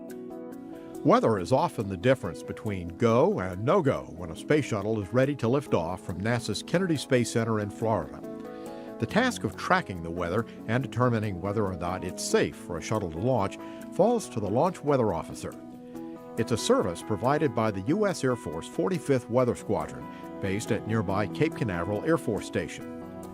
Well, it's a very tropical environment here in Florida. We have the sea breeze that occurs, we have river breezes that occur. Anytime we get some low-level convergence and we have enough moisture, we can develop showers and thunderstorms, particularly in the summertime. And so working, the weather, you want to really be able to nail it down, but there's a lot of times where there's a lot of iffy situations, and so that's where it's really challenging. Space shuttle launches are governed by a complex set of weather rules called launch commit criteria, designed to keep the shuttle and astronauts safe. There are limits for rain, lightning, clouds, and winds, and if any one of the rules is violated, that's a no-go. It may look good out here, but we're actually could be red. And so I know a lot of people think, well, it wasn't that bad, but it's violating our launch commit criteria and we have a safety issue, so we have to call it. The team can only begin filling the shuttle's 15-story external fuel tank if weather permits, and of course conditions must be favorable at the launch pad at liftoff. They also need good conditions for a landing in case the shuttle develops a problem during flight and must come back to land at Kennedy, an unlikely last resort emergency landing option called a return to launch site abort. Winters relies on several forecasting tools, including radars, satellite imagery, weather balloons, and other data sources. The location of the radar is off to the west as opposed to the south. So our new radar being off to the west allows us to pick up the sea breeze a lot better, particularly now because we have Doppler capability with this radar. Conditions can change quickly, so the launch team often will go ahead with a countdown despite a gloomy forecast, just to be ready in case the weather changes for the better. I recall one mission where we decided to tank and go for launch with only a 5% chance of launching that day. And indeed we launched. And so that's a case where we got lucky, probably. There have been other cases where we've had about an 80% go for launch, and then we end up scrubbing for weather. More often than not, we'll give it a shot. The team has weathered some memorable days, one of which took place in August 2006 when Hurricane Ernesto threatened Kennedy Space Center as Shuttle Atlantis waited on the launch pad. Hurricanes and shuttle on the launch pad are incompatible, as you might imagine. And so we have very strict criteria to roll the vehicle back to the VAB in the event of a threatening hurricane. Space Shuttle Atlantis began the long, slow roll from the launch pad to the safety of the vehicle assembly building in advance of the storm. But when the shuttle was only a third of the way through the 6-hour move, Leinbach learned Ernesto had not strengthened, and he sent the shuttle back to the launch pad. And we went back to the pad. The storm passed about 50 miles offshore, got a little bit of rain and some wind, but no big deal, and we were able to launch about 7 or 8 days later. It was just so unique. It was very challenging. At the time, I probably wouldn't have called it my favorite, but now, looking back, it's one of our favorite stories to talk about. Winters is part of a team of about 40 people supporting launch at the 45th Weather Squadron. That's in addition to personnel at Johnson Space Center's Spaceflight Meteorology Group in Houston, the Marshall Spaceflight Center in Huntsville, and the Weather Office here at Kennedy. But the working relationship between the launch director and the launch weather officer is critical. We do a daily weather tag-up every day, every Monday through Friday, every day for about 10-15 minutes. Doing it daily with her is really helpful, not only from the people processing the vehicle at the pad, but builds that relationship between she and I that is very critical on launch day. Range weather. Weather has no constraints for launch. Thank you, Kathy. There's been times we've been in some tough situations, and I think Mike can tell just by the sound of my voice, what I'm feeling, what I'm thinking about a particular situation. And so he knows if I'm getting more concerned about something just by the tone of my voice. NASA will never control the weather, but a talented team and strict safety guidelines will always help protect the nation's spacecraft and crews. There aren't many fire stations in the world with a fleet of armored personnel carriers available. But there aren't many fire stations that have to serve the Space Shuttle fleet and its astronauts either. NASA's Kennedy Space Center firefighters used 4 of the tank-like M113s to protect them and the astronauts in case of an emergency. On launch day, 2 would stand ready with teams of firefighters inside to dash in and rescue the astronauts. Another was based near the launch pad, empty, set up so the crews could drive away from danger themselves. The 4th was a spare. Well, the reason for the M113s is for our rescue team, for the astronauts, we needed an armored vehicle in order for us to go from where we're stationed for launch to the pad and then up to the top of the pad to perform a rescue of the astronauts. An M113 weighs 11 tons and it's steered with 2 levers that control the respective track. With its rumbling 6-cylinder engine, the vehicle doesn't accelerate so much as lunge, but it can go practically anywhere and offers considerable protection. It's also amphibious, so it can go into the water and swim, although that aspect is rarely employed for Kennedy's vehicles. This just gives us the protection from whatever environment we may be going into and then be evacuating from in an emergency. The driver themselves, they are squeezed in there like a sardine into where the drivers are. It's very difficult to drive the M113 with your full protection on. With a mask on, with a helmet on top of that, with the hatches closed on the M113, the driver's field of vision is very limited. They're looking through about a 6-inch by 2.5-inch prism as they're driving down the road or going to the pad. During a launch, we're stationed about 9/10 of a mile from the pad. We're the closest people, humans, to the pad when the shuttle launches. Right around T-minus 10, we will don the rest of our gear, put our air packs on, we'll get inside the M113s and we'll call what's button them up. We'll close all the hatches, we'll close all the ramps. We go on our intercom system so we can talk to each other within the M113, but also we have radios that we can hear out to the NTDs if they were to call us up for an emergency. They kind of keep us informed of what's going on at the pad, because other than the driver and one person that's standing in the commander's hatch to see, no one else can see what's going on. We don't actually know it's launched until you see it light up inside the M113. Every astronaut that has gone into space on a shuttle has learned to drive an M113 during training. Many have driven them several times. The training was a standard part of the Terminal Countdown Demonstration Test, a launch day dress rehearsal known as TCDT.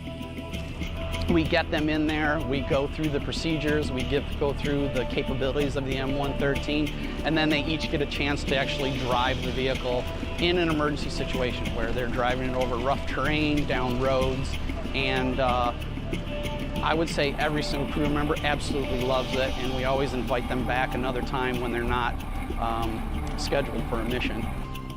The M113s were never used in a launch pad emergency, but were based near the launch pad for each launch of the shuttle program's 30 years. Although never called on, the firefighters who stood ready never felt that training or machinery were wasted. We are the only country in the world that has a specialized rescue team for the astronauts.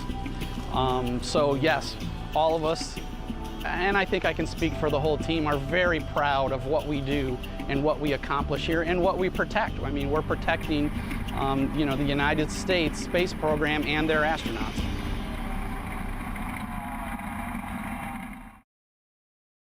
One of the most significant updates for NASA's fleet of space shuttles was the installation of the Multifunction Electronic Display System, or MEDS, in the shuttle's cockpits, making the orbiter safer and easier to fly. The glass instruments gave the cockpit a unique appearance, which suggested its well-known name, the glass cockpit. The new display system improved the handling of the vehicle using easy-to-see flight information, such as the attitude, altitude, speed, and many indicators the astronauts need to know during liftoff, landing, and for navigation. The electronic system included 11 full-color flat-panel display screens in the shuttle's cockpit. The screens replaced 32 gauges and electromechanical displays and 4 cathode ray tube, or CRT, displays. It's 75 pounds lighter and used less power than the older system. NASA research eventually led to the Federal Aviation Administration's certification of electronic flight displays, and MEDS became mainstream equipment on all commercial aircraft. What's important on a commercial airliner also is beneficial to the astronauts flying the shuttle. Space Shuttle Atlantis was chosen as the first orbiter to receive the glass cockpit during its 1998 modification period, and lifted off with its new cockpit display on the STS-101 mission in May of 2000. Shuttle Endeavour was the last spacecraft in the fleet to be outfitted with the electronic display and made its first flight with the improved system in August 2007 on the STS-118 mission. The glass cockpit still remains one of the most important modifications in the orbiter fleet to safely fly out the final missions of the program.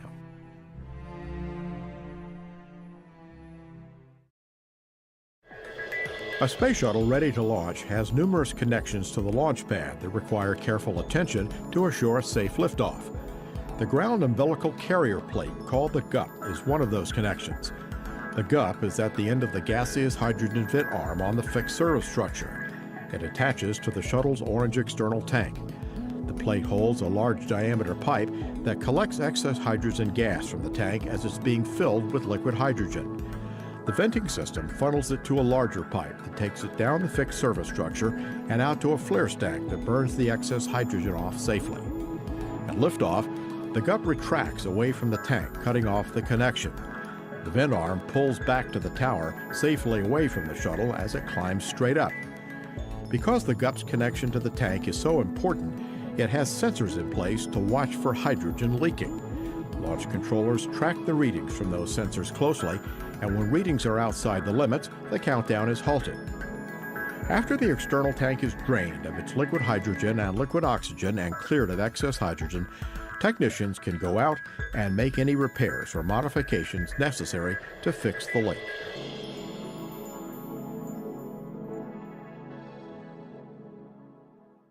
I think as long as you're strapping people to rocket ships and accelerating them to 5 miles a second in 8 minutes, that is inherently exciting. And there will always be people who want to come cover that, both because it's a significant technology story, it's a political story, it's a human interest story, it's all of those things. Space really wraps all of that up into one big ball, and it's a lot of fun to cover. In my mind, covering the space program is probably the best job in journalism, and covering the explorers of our generation is just a compelling and wonderful thing to be able to do. Why I want to cover it, it is so necessary for the advancement of the human race.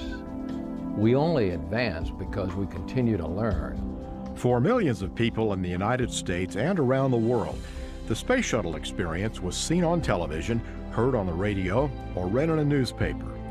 Increasingly, it's read about in short updates on internet blogs or in longer discussions on cable news stations.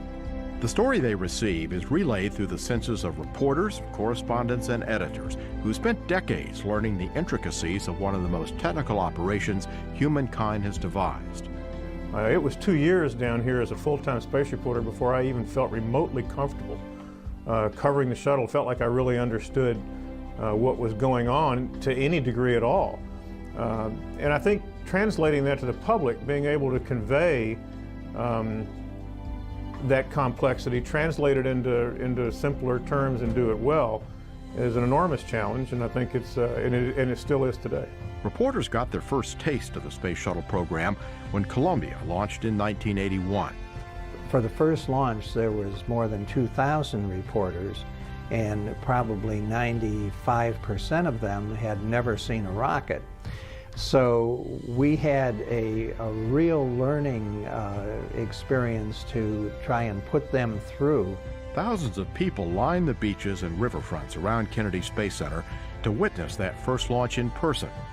It was the first time a spacecraft with wings launched, and it came more than 6 years after the last time astronauts flew into space. But we're also very worried at the time because it was an extremely dangerous flight test mission.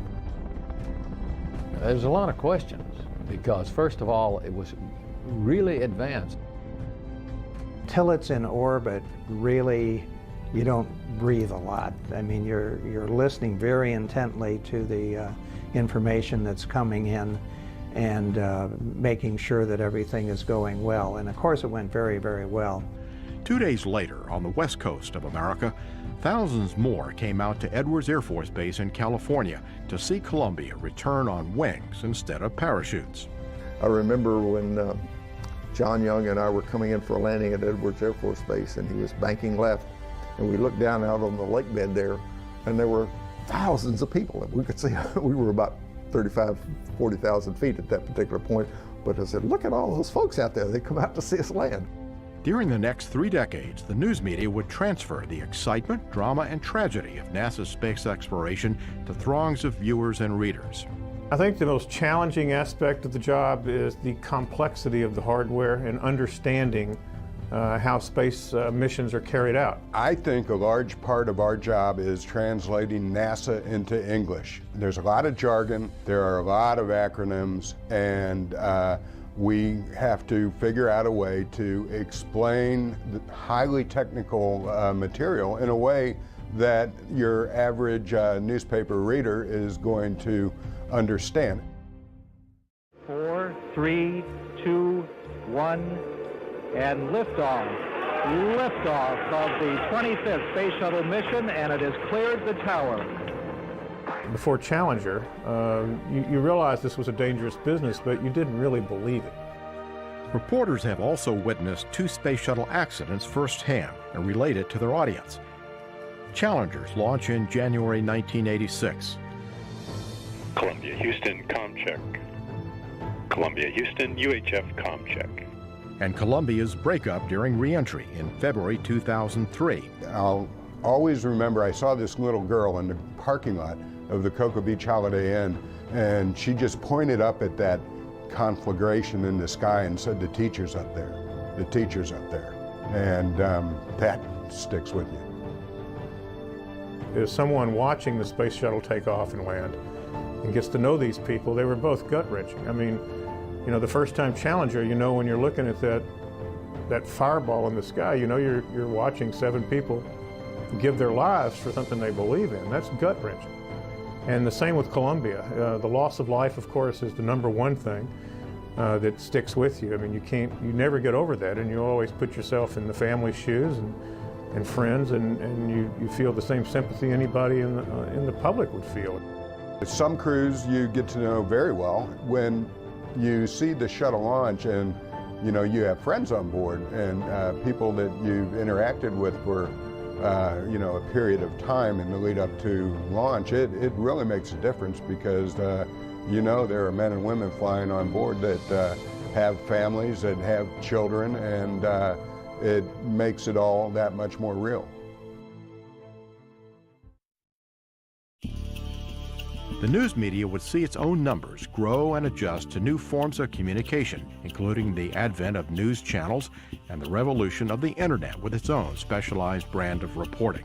When I first came down from my college newspaper, I had a manual typewriter, and you'd read the story to an editor, you know, and you're writing for the next day paper, and there was this huge delay between, you know, when you did a story and when it actually showed up in print. And as the shuttle program evolved, cable news networks began, and all of a sudden you evolved into this 24-hour news cycle. The days of going out and covering a launch and writing a story for the next day's newspaper are gone. We're finding ourselves being sort of like I play a TV reporter on the internet. For the space enthusiast, for someone who's already interested in this and would follow it anyway, even if it was by magazine or whatever, it's a great thing for them. Because with all the blogs that are out there and the web presence of magazines, newspapers, television, you can get an enormous amount of information that would have been much more difficult to get before. Because they can ask questions, they can participate, they can get into it. NASA also began broadcasting on its own network during the shuttle program, originally called NASA Select, now called NASA TV. Believe me, when I started in the business, radio was the big thing, not TV. TV was trying to catch up with where radio was. So I'm seeing it all change. People are very curious about what is going on. And so that's a good thing from a public outreach standpoint. It's really good to have that kind of interest in our launches here. Although they found increasingly advanced ways to cover the shuttle itself remained the center of attention and a touchstone for many societal changes too. The same shuttle orbiters were used to assemble the International Space Station that is made up totally of international partners who in the last 60 years were at war with each other. Bitter enemies of the United States when our parents grew up, now getting together on the space shuttle and building almost a 1 million-pound facility in orbit. Space exploration is expected to remain a focal point for news media, just as it has in the past. Again, I think all coverage will get more personal to the audience. I think people will demand that they get the freshest and the latest and that they will be able to participate. And you can do that on the internet. And I think it's going to get more and more and more that way.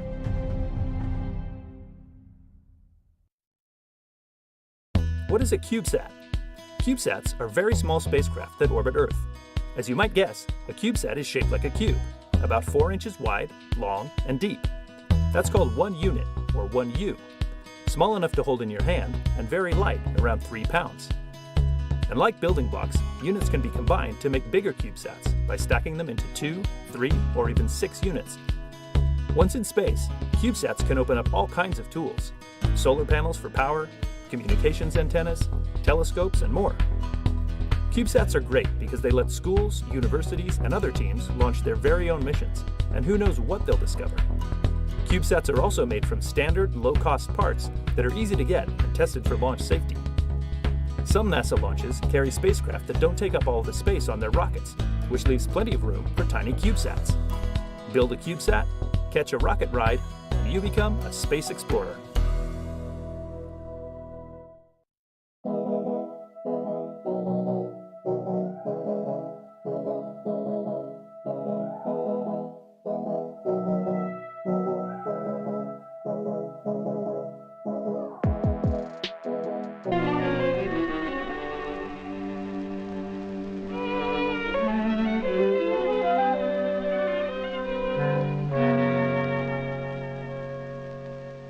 The moon, closest neighbor to Earth. Presently the focus of man's greatest scientific adventure, the first celestial body that will be explored by man.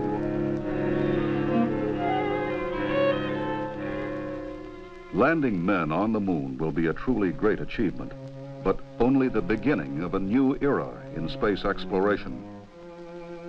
No one can predict the exact missions that will follow in the years and decades ahead. But the most exciting possibilities will require the acceleration and deceleration of very heavy loads, such as the maneuvering of large Earth-orbiting spacecraft.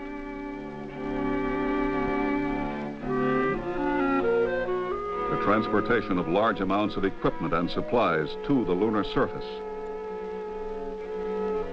and the sending of heavy spacecraft to the planets. Today's missions are being accomplished with rockets that burn chemical fuels. But chemical fuels are heavy, and the cost of putting each pound into Earth orbit is very high. Nuclear rockets, when perfected, can provide the same propulsion energy with less overall weight. They will expand our ability to explore space. This is the story.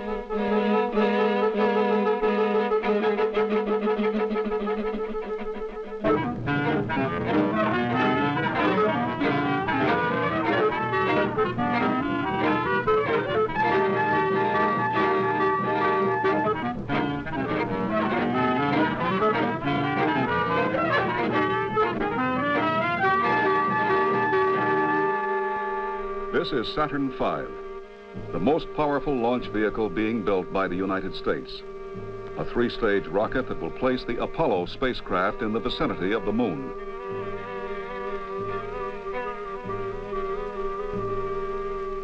The total weight of Saturn V is about 6 million pounds. Its 3 stages have chemical engines that burn fuel to generate thrust.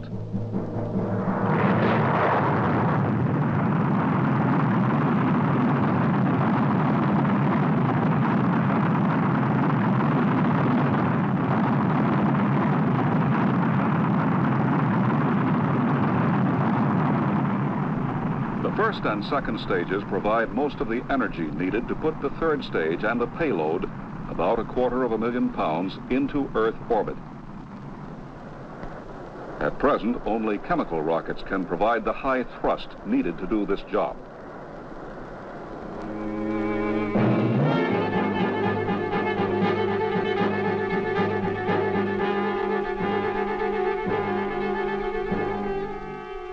The third stage accelerates the payload to the velocity needed to get it to its destination. Here, travel time and payload weight are determined by the efficiency with which the propellant is converted into thrust.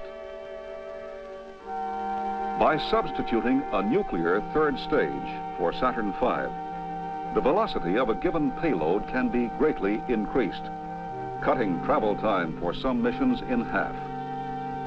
This is particularly important in sending deep space probes to Jupiter and beyond. Or if shortening travel time is not essential, propellant weight can be traded off for an increased payload weight. This is important for a lunar supply mission, Earth orbital operations, and some unmanned missions to the planets. Why is the nuclear rocket so much better than the chemical rocket? In rocket propulsion, exhaust velocity determines propulsion efficiency. At a given temperature, the lighter the exhaust gas, the higher the exhaust velocity. And the higher the exhaust velocity, the more thrust is generated for each pound of propellant consumed per second. The nuclear rocket merely heats hydrogen, the lightest element of all, and expels it at tremendous velocity. Chemical rockets burn fuel to produce exhaust gases that contain heavier elements. So at the same exhaust temperature, the exhaust velocity is much lower, and each pound consumed per second produces less thrust. Rocket efficiency is stated in seconds of specific impulse. This refers to the time in seconds that 1 pound of propellant will deliver 1 pound of thrust. The higher the seconds of specific impulse, the greater the propellant economy.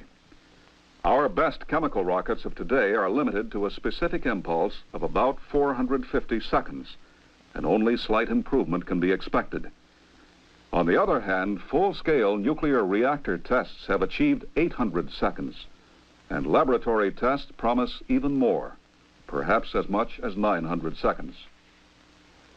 This means the nuclear rocket, with its lightweight, high-velocity exhaust, will use propellant about twice as efficiently as chemical rockets.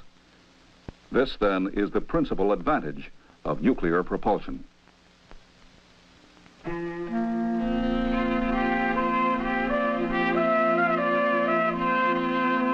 It was at the AEC's Los Alamos Scientific Laboratory, high in the mountains of New Mexico, that the first steps were taken. Here, in the mid-1950s, scientists set about to determine if nuclear energy really could be used to provide rocket propulsion. Theoretical studies and early experimental work revealed many problems that would have to be solved. Problems in reactor design, material, radiation, structures, control, to name but a few. The nuclear rocket was found to be feasible. A series of experimental reactors was planned to convert theory into workable hardware. Optimum reactor designs were worked out by analysis. Prototypes were built. A comprehensive test program was started. These reactors, called Kiwi, were to be used to prove out design and operational concepts. They would be built only for ground testing.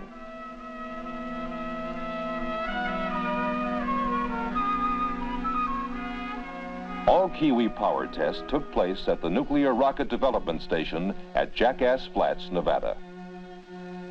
Here in the desert, scientists and engineers checked the actual performance at various power levels and for various time periods.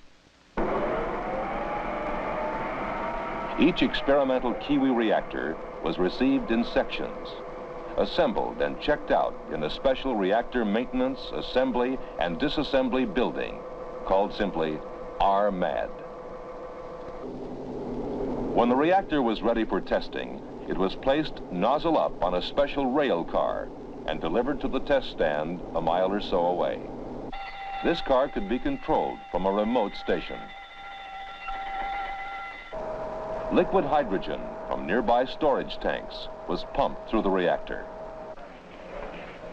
First tests were begun in 1959 and were run to the 100 megawatt level, about 1/10 of Kiwi's ultimate goal of 1,000 megawatts.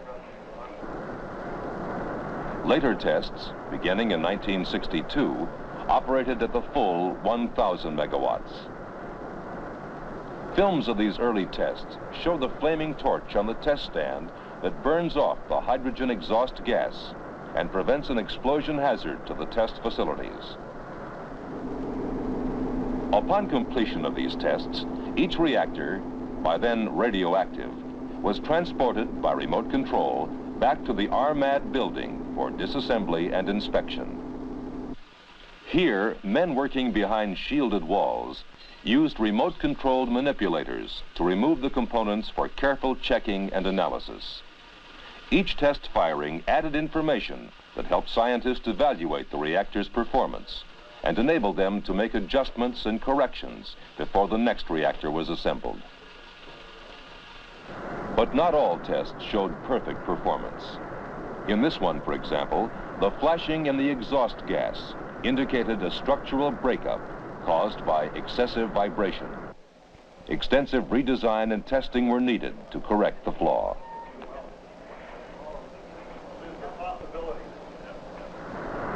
And in this test, a hydrogen leak caused a fire on the test stand. Again, a correction was made. Each test brought the scientists a little closer to the performance they were seeking. Until finally, in September 1964, the 8th Kiwi reactor was brought up to full power and held for 8 minutes. And a few weeks later, it was restarted and operated at full power for 2.5 minutes. Specific impulse, about 750 seconds. This concluded the Kiwi test series. It had proved that a nuclear reactor could be built that would power a spacecraft. The next step, already underway, was to develop complete engine technology. This project was called NERVA, Nuclear Engine for Rocket Vehicle Applications. It was to be a combined industry-government effort headed by the Space Nuclear Propulsion Office, a joint NASA and Atomic Energy Commission activity.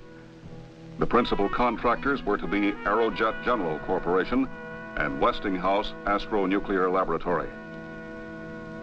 The NERVA technology reactor, given the letter designation NRX, was essentially the same as Kiwi. But now the contractors had to extend its lifetime and put it into an engine configuration. Here is how the nuclear rocket engine will work. The reactor is a solid core, heat exchange type, cylindrical in shape. Fission of uranium atoms in the core is the source of heat. A reflector made of beryllium surrounds the core. The core consists of many graphite elements impregnated with the uranium-235 fuel. The core contains a number of channels running down its length. Hydrogen passing through the channels picks up heat generated by the fission process. The channels are coated with niobium carbide, a material which resists the corrosion that would occur if the hot hydrogen were allowed to come into direct contact with the hot graphite. The hydrogen is stored in a liquid state to achieve the lowest possible volume. The flight model will use about 1/3 of a million gallons for a 30-minute firing. To start the engine, the cold liquid hydrogen at minus 420 degrees Fahrenheit moves through a pump down to the nozzle, through internal passages in the nozzle walls, and back up inside the reactor pressure shell and reflector. This cools the nozzle, the reactor shell, and the reflector, and at the same time warms the hydrogen. The hydrogen then passes through the hot fuel elements where it is heated to about 4,000 degrees Fahrenheit. From there, it is expanded through the nozzle to provide thrust. The bleed line carries some of the hot hydrogen back to drive the turbo pump. The whole engine system is amazingly compact for a nuclear power source. The reactor works through fission of uranium-235, which constantly emits nuclear particles called neutrons. When reflected back toward the reactor, these particles will set up a chain reaction, generating terrific heat. The heat is controlled by rotating rods installed in the beryllium reflector around the reactor. The rods are also made of beryllium, but one side is coated with boron, which absorbs neutrons. Initially, the rods are turned so the boron side is toward the fuel elements, and sufficient neutrons are absorbed to prevent nuclear fission from starting. Beryllium reflects neutrons. By turning the beryllium side toward the elements, a point is reached where sufficient neutrons are reflected for fission to begin. The amount of heat produced depends upon the position of the rods. Heat increases as more of the beryllium side turns toward the core. When the desired rate of heat production is reached, the rods are turned back to stabilize it. Heat decreases as the rods are turned back. When the boron side absorbs enough neutrons to halt the fission process, heat is no longer generated. These rods can be operated by remote control.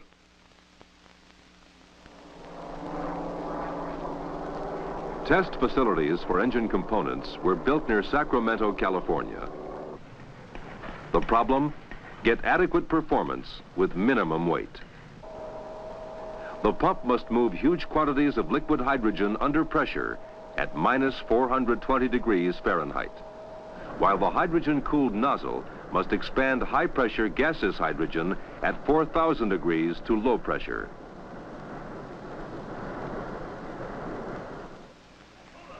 The reactor was designed to meet the structural requirements of ground handling, launch, and spaceflight. In a late 1965 test, it operated intermittently for an hour, including 16 minutes at full power. But in that test, as in all reactor tests before it, the hydrogen had been forced through the reactor by test stand pumping facilities instead of its own turbine-driven pump. In early 1966, the new technology reactor and the chief engine components, including the turbo pump, were assembled for test. It was called a breadboard because they were not arranged as they would be in an actual engine. It would be the first self-starting test, and it was a vital step in the nuclear propulsion concept. This engine test model started perfectly and increased to full power, proving that a nuclear rocket could be started by its own pump. During a 2-month period, it was started and stopped 10 times and operated at different power levels for a total of 110 minutes, 28 minutes at full power. Technology had now advanced to the point where performance limits could be extended. Work was already underway to increase reactor power and operating time. In February 1967, this reactor, the Phoebus 1B, was operated at a power level roughly equivalent to 75,000 pounds of thrust. And in December 1967, this reactor, the NRX A6, was operated at full power for an hour. Also in 1967, a new test stand was completed that would permit a test engine to be fired nozzle down into a vacuum chamber below, at least partially simulating the space environment. In early 1968, the first ground test engine was mounted in the new stand. Its success was a new milestone along the long road leading to a flight engine. Heavy shielding was used in this test engine to protect some of the components from intense radiation. In flight engines, all components will be radiation hardened and less shielding will be needed. These tests will complete the technology for a nuclear rocket engine for application to space missions of the late 1970s and beyond. Its thrust will be approximately 75,000 pounds. For missions that require higher thrust, 2 or more of these engines may be used in a single stage, or several engine stages may be assembled side by side. This versatility will give us the capability to perform a variety of advanced missions. Someday, a manned trip to Mars and return may become the mission assignment. Exactly how it would be carried out depends upon a number of factors. But here is one way it might be done with nuclear rocket propulsion, using the technology developed for earlier missions. Using several Saturn V launch vehicles, components of the huge spacecraft would be placed into Earth orbit and assembled. Separate nuclear stages might be provided for each major step of the mission. The first stage might consist of 3 clustered rockets for departure from Earth orbit. 2 other nuclear stages consisting of 1 engine each would be used in the vicinity of Mars. The first stage cluster fires to accelerate the spacecraft to the velocity needed to get to Mars in the time that was decided upon, say 200 days. At burnout, the first stage cluster is jettisoned and goes into orbit around the Sun. Mid-course correction is made by chemical rockets.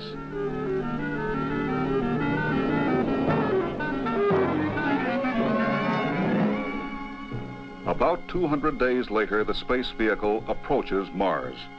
There it is slowed down by a single nuclear rocket and enters an orbit around the planet.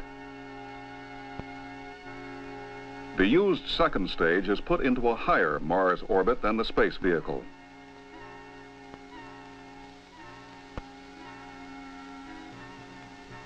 A chemically powered module departs for the planet's surface. For the first time, men from Earth will set foot on another planet.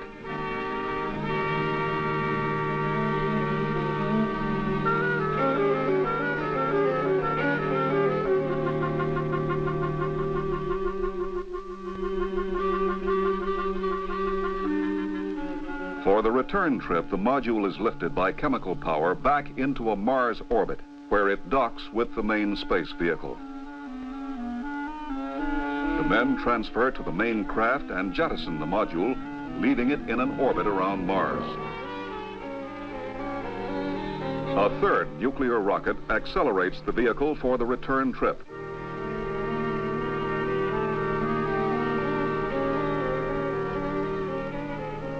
And it is jettisoned.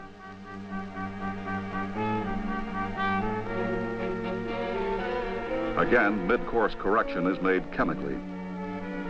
Just before reaching the vicinity of Earth, the crew transfers to a re-entry vehicle and jettisons the large spacecraft.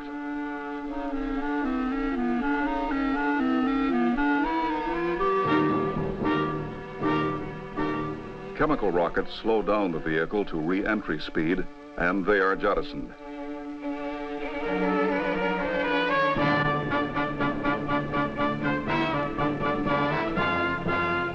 After deceleration through the atmosphere, the re-entry vehicle returns to the Earth's surface by parachute. A trip to Mars and back, for centuries a dream of earthbound men, is now much closer to reality. Of course, there are many, many other problems to be solved before such advanced space missions can be attempted. Life support systems for extended space journeys, more accurate space navigation, communication systems, power supplies, and so forth. But any successful advanced mission must begin with propulsion, the power to get there and back. Lower overall weight, larger payloads, shorter travel time. These are the chief advantages of nuclear propulsion. The technology needed to build a nuclear rocket is well advanced. It will be available when this nation determines its next great objective in space.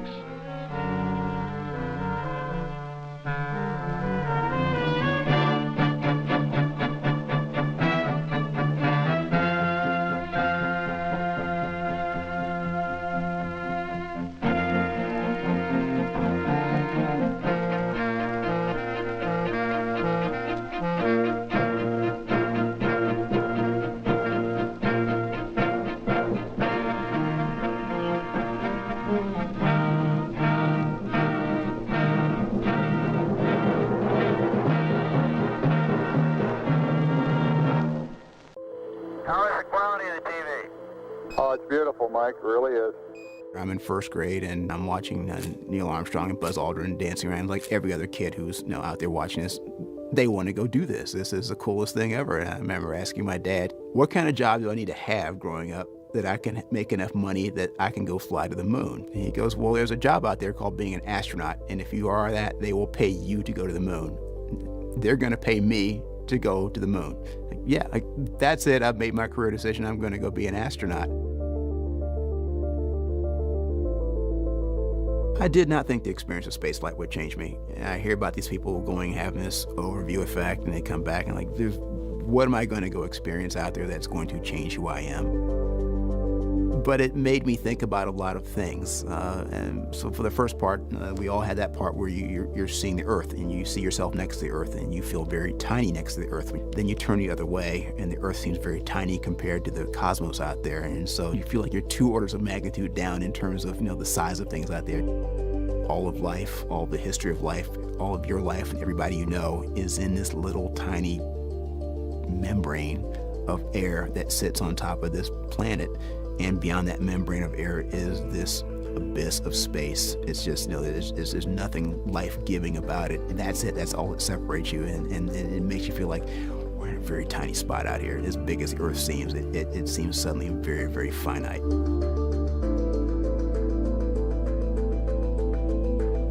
One of the things that got me one day, we had some time off, and I wanted to go get some pictures of items that had flown up for other people out there. And so I get out there and I crank open all the different panels on the cupola window, and just by dumb luck, we were flying down the spine of New Zealand. So you've got this emerald green island with all the mountains, and you've got the ocean out there as the backdrop for all these photos. And it almost made me forget to take the pictures because I was too busy gawking at New Zealand out of the cupola as we went over it.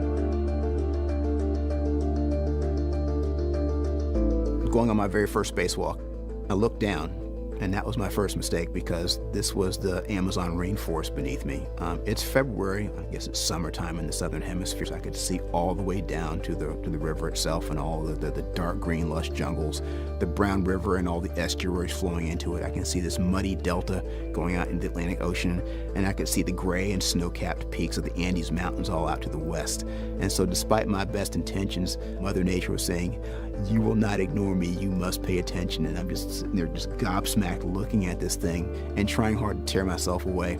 Fortunately, my lead spacewalker, Steve, he just sat there and said, just take your time and take the scene, and you will never see something like this again, ever. So you might as well get the experience now.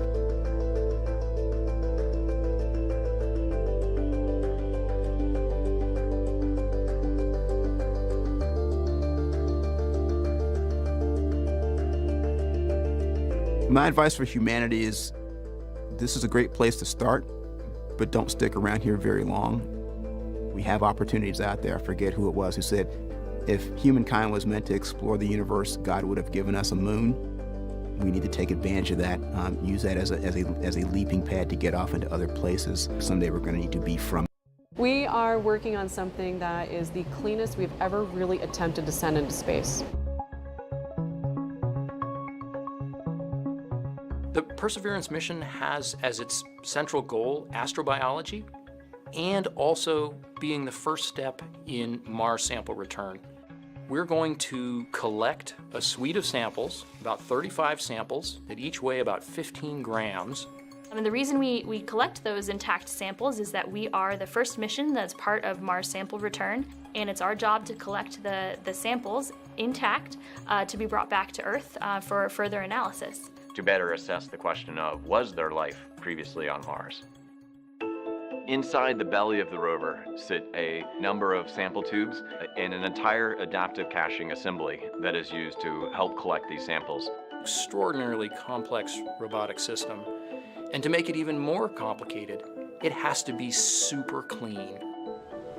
We don't want to have these samples come back from Mars and discover life in them, but then realize, oh, that's life that was in the apparatus when we sent it to Mars. That was a big challenge for the mission because we were meeting cleanliness standards that no rover mission has ever had to meet before. The requirements that we have for this mission are extraordinarily challenging. Once we would go through machining the tube itself, getting all of our protective coatings on there, And then looking at our beautiful tubes, we found carbon contamination in places we were not expecting. So as a team, we all had to really come together and look at the entire manufacturing process, how we're handling these tubes. We had to start polishing the interior bore prior to putting on some of our protective coatings. It meant having to come up with an entirely new technique to clean all of the hardware and demonstrate that the hardware could maintain that cleanliness all the way to Mars. That's what JPL does. I mean, we discover problems and then we solve them. Having these very strict controls and this record of how much contamination or how clean these tubes are prior to going to Mars is essential for that return sample science. Great discoveries require remarkable evidence, and so the cleanliness of the sample tubes and of all of the hardware that's going to be collecting those samples is paramount in making sure that the evidence and that the story and that the discoveries that come from these samples that are brought back are irrefutably Martian.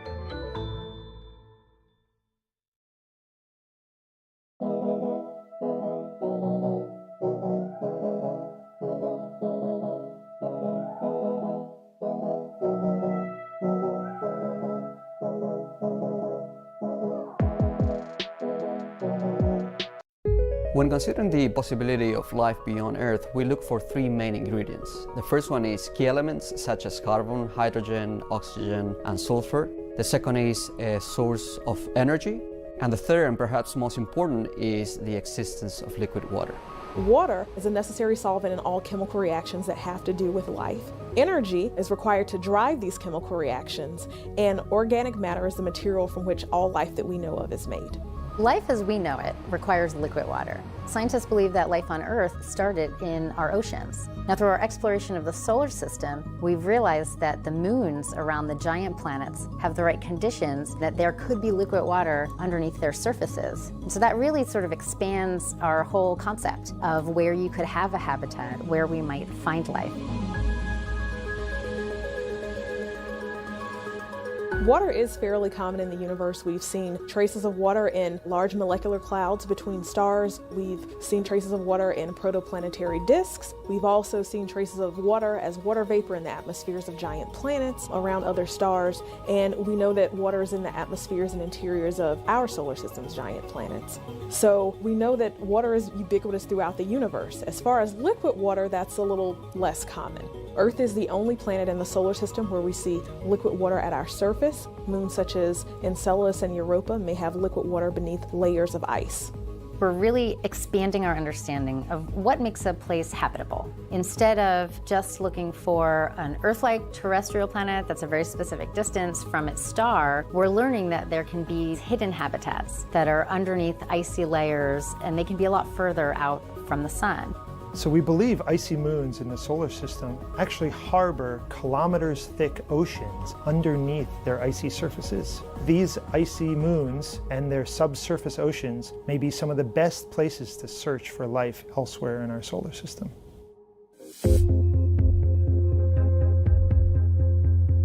Enceladus is one of Saturn's many moons, and it's a very small moon that people tend to kind of ignore because it's so small, about 500 kilometers in diameter. But decades ago, in the 1980s, from ground-based observing, we found out that the location of Enceladus relative to Saturn happened to coincide nicely with Saturn's E-ring. And so we were thinking that Enceladus had something to do with the E-ring particulates, the icy material, but we weren't sure. What we later find from Cassini was that we directly determined that there are indeed plumes jetting out of the south polar region from cracks in the south pole of Enceladus in the crust, and it's dominantly water-rich material, just jetting out into space. And so the way we saw it, Cassini happened to be located where Enceladus was backlit from the sun. And so you saw this curtain of beautiful diffuse material jetting out of the south polar region.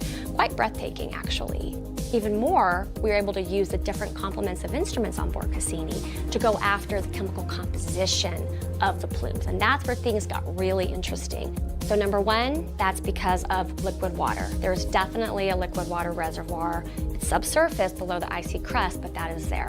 Number two, the chemical composition of the plumes told us that there's a lot of organics, things that make up amino acid and things on life that are very interesting. And number three, what we were really looking for is a source of energy. On Enceladus, photons from the sun aren't going to work because you can't penetrate the tens of kilometers of icy crust to get down to where the liquid water reservoir is. But what Enceladus does have is hydrothermal vents. It's very hot into liquid water. That has a lot of analogies with the ocean floor, where we have a form of releasing chemical energy via something called serpentinization. And so we think that Enceladus might have that potential to have an energy source being chemical, not sunlight. And so you put all that together, and Enceladus has all the ingredients, or most of what we need for life. That makes it a very astrobiologically interesting object to study.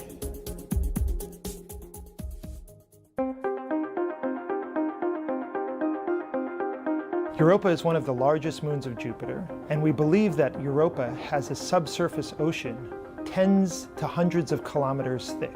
And so this ocean may be one of the best places to search for life in the solar system. There's been 3 space missions that have provided evidence for Europa harboring liquid water. The first one is Voyager in the late 70s. The second one is the Galileo mission in the late 90s. And most recently, Hubble, which detected plume-like emission from hydrogen and oxygen, which is closely related to the existence of water beneath its surface. These plumes may be directly ejected through cracks in the surface of the moon, and therefore what we're seeing in water vapor plumes is the actual ocean water from the subsurface of the moon. As these plume particles are ejected to space, solar radiation is going to excite these water particles, creating vibrational modes. Now, these vibrational modes are signatures that can be detected at infrared wavelengths by the Keck Observatory. So we observed Europa on 17 days. What we found is that the majority of observations have no presence of water. However, on one of those days, we detected water. We detected H2O. In the past, Hubble provided indirect measurements of water by detecting hydrogen and oxygen. But now we have directly detected water for the first time. Both the Webb telescope and the Europa Clipper mission will give us a much more detailed picture of the surface of Europa, its cracks and crevices, detailed pictures of the water vapor, as well as other molecules that may also be emanating from the subsurface of Europa. So both of these missions will give us a great picture of whether Europa is truly habitable.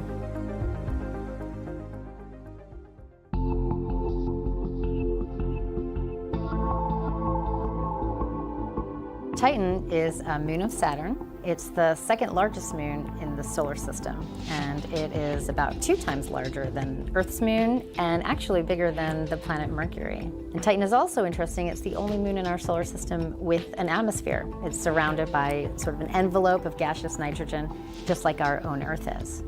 Titan was first discovered by telescope observation back in the mid-1600s. The first spacecraft observations were made of Titan during flybys through the outer solar system. That was in the late 70s and in the 80s. But we really were able to explore Titan in depth with the Cassini-Huygens mission. The Huygens probe was dropped into the atmosphere of Titan, and it made measurements of chemistry, and it took images as it fell to the surface. And that was back in 2005.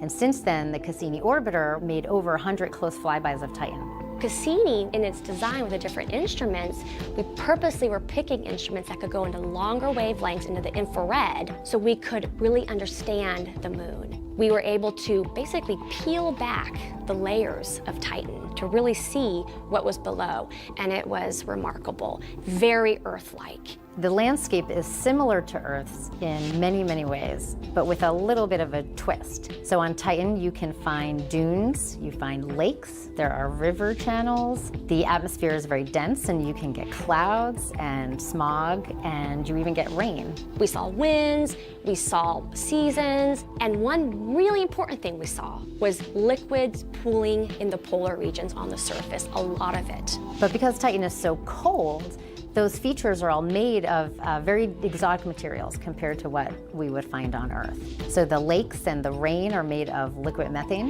The crust that forms the surface of Titan is actually water ice, but it's so cold that it's as hard as rock.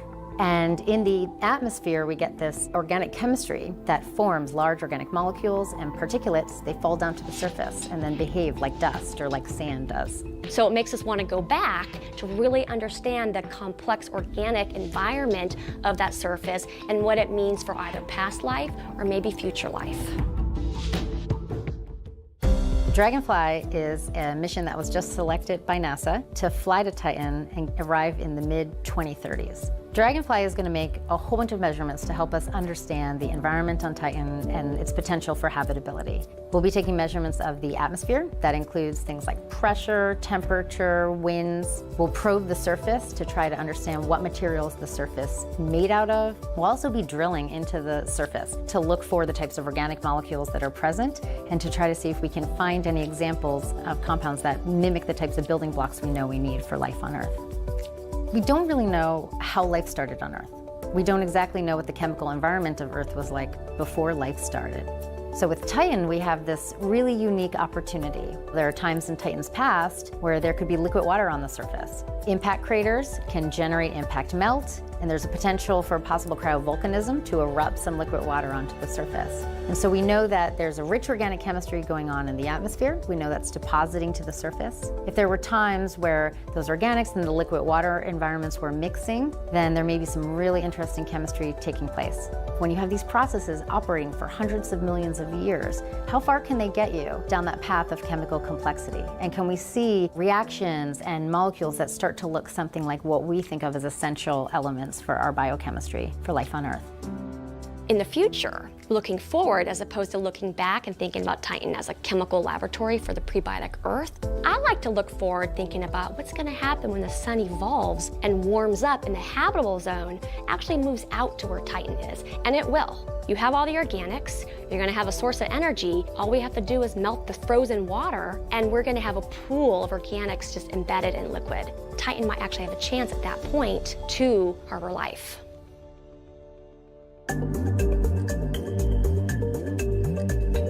So when we think about ocean worlds, it's good to compare them to what we know about Earth. In total proportion, Earth is about 0.1% water. An ocean world is a body that has, in proportion, about 10 times more water than Earth does. And when we think of the TRAPPIST planets, those planets have about 50 times more water in proportion to what Earth does.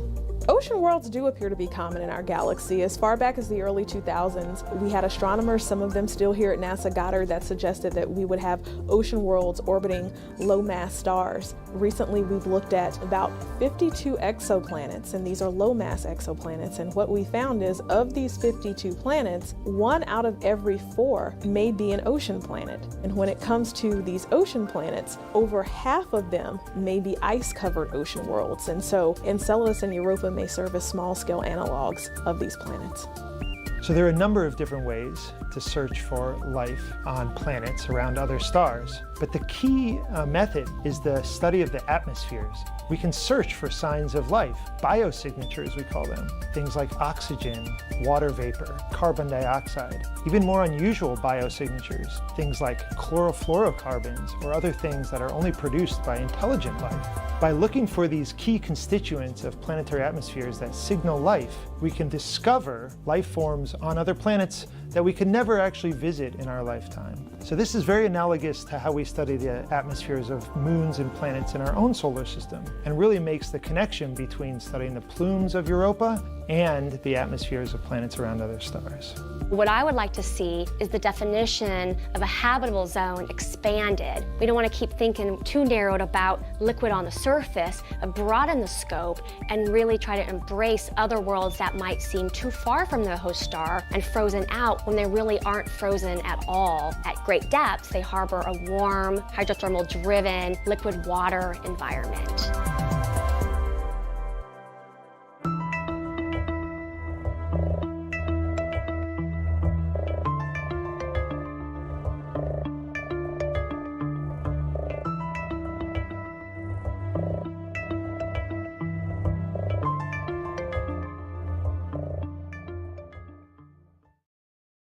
NASA researchers spend weeks, even months at a time, in remote locations around the world, collecting critical data about Earth's environment.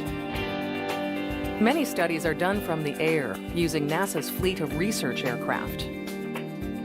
One such mission is Operation Icebridge, a multi-year study of polar ice conducted by the NASA Airborne Science Program. Icebridge sends NASA's P-3 flying laboratory to Greenland and Alaska in the spring to study changing ice conditions in the Arctic. A second aircraft, the NASA DC-8, flies from Punta Arenas in southern Chile in the fall to measure land and sea ice over Antarctica. It takes months of planning to execute a major international mission like Icebridge. Diplomatic clearances, configuring the aircraft with scientific instruments, and finding facilities that can support the people and the airplane itself are just some of the preparations needed for Icebridge to meet its mission requirements and goals. To deploy to someplace like Chile, we plan a good 6 months before the mission to bring everything together so that once you arrive here, we're ready to execute missions on a daily basis. Typically a mission director, a mission manager, program manager, we get called different names. We'll do the site surveys for the location, liaisoning with the government, of the host government to the host airport. That's the real legwork that's done prior, is coming out and making sure that they can house and feed us and take care of the people in the hotels. You name it. There's a lot of little tiny details that can't be overstated. The biggest logistical challenge for the project as a whole is to set up all of the lab space and the facilities so that the scientists can process their data and make their decisions about which project. Logistics is huge for something like this because we have to make sure we can all support the people in the field as well as the aircraft. So we think a lot about aircraft spares and then little details about the support equipment for the airplane. Usually on every deployment we're going somewhere, there's at least a group that goes out and scopes it out. A lot of it's done like while we're working other missions. And they will talk with the airfield, set up and tell them what we're going to be doing. And then as they're communicating back with us with what capabilities the airfield has to support us, that way we know what to ship. For a deployment more than 6,000 miles away in the southern hemisphere, the maintenance crew needs to carry an extensive payload to maintain the DC-8 on site and keep the mission on schedule. Yeah, we put them right on the side there. Yeah, More than 13,000 pounds of cargo are packed on the DC-8. Everything from spare tires, parts, and tools to basic comforts of home for the near daily 11-hour research flights over Antarctica. On a deployment like this, we bring the equipment with us, and we also ship a lot of other things by sea in a big container so that we can keep the airplane moving. It'll come back from a mission. If there's anything wrong that needs to be repaired before the next flight, we have the maintenance crew to support it during the night and get it ready for a mission the following day.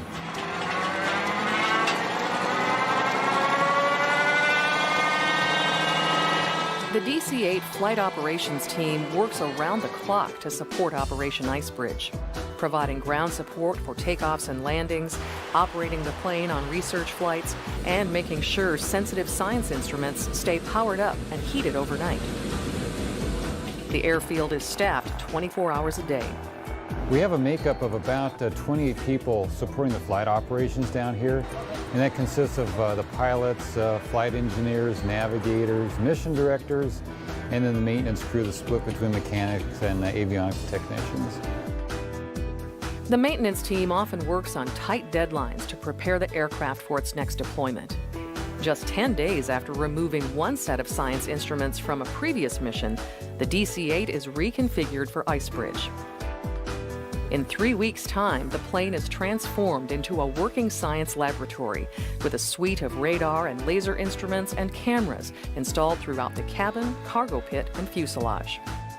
Yeah, the unique thing about the DC-8 is that it was modified to accept, at this point, we've got about 100 different instruments that have been integrated into this airframe.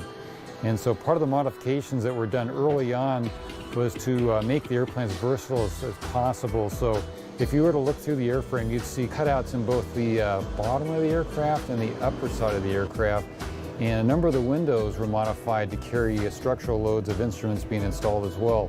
So we can look in pretty much every direction there is outside this airplane as we're traveling through the sky. Once the science instruments are installed, the flight operations team conducts a series of ground checks and instrument test flights over the California desert to make sure the DC-8 is mission ready. Looks like maybe it's level now. Right, looks like it's a wings level and rock course. So the reason why we picked these sites over the desert in California is because they have these dry lake beds there. And they are a very flat area that's ideally suited for our purpose.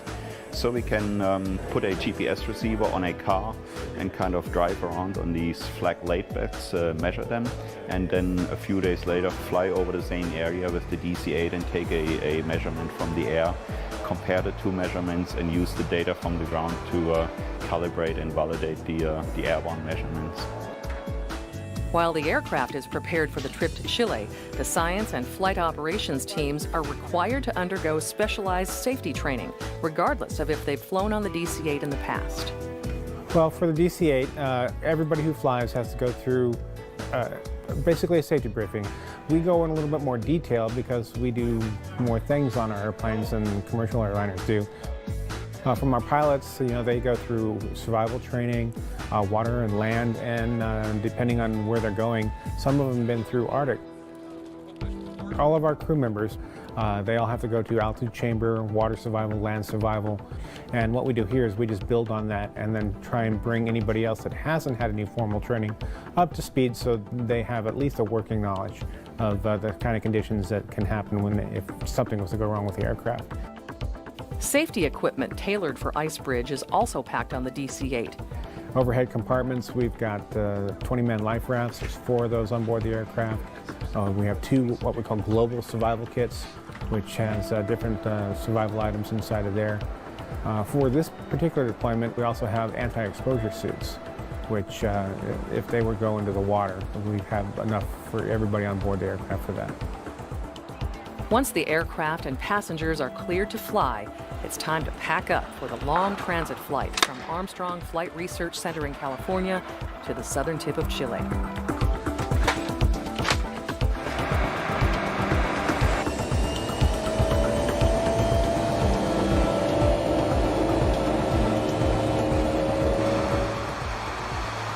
The exhausted team gets an opportunity to rest on the overnight journey to Santiago, where a second flight crew is on standby to complete the journey to Punta Arenas.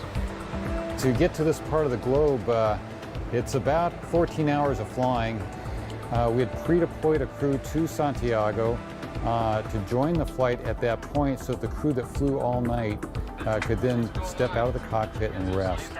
And that allowed us to continue on that next day down to Punta Arenas, Chile, without having to stop overnight.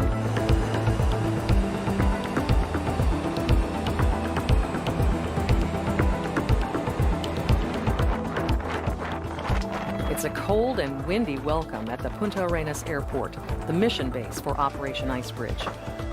The scientists and flight crew will call this place home until the end of November.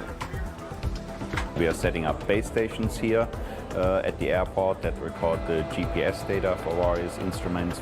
We're talking to people in the weather office, at the tower, the air traffic controllers, and that typically takes about a day, getting everybody settled in here and preparing everything for the first science flight.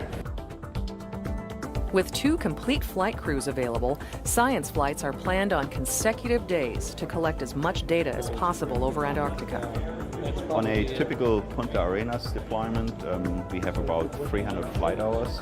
And if we fly as much as we can, which we typically do, we kind of travel a distance in Antarctica that's equivalent to 3 or 4 times around the equator. I think this is a glacier we're crossing. Flight tracks are carefully designed by the Icebridge science team months in advance.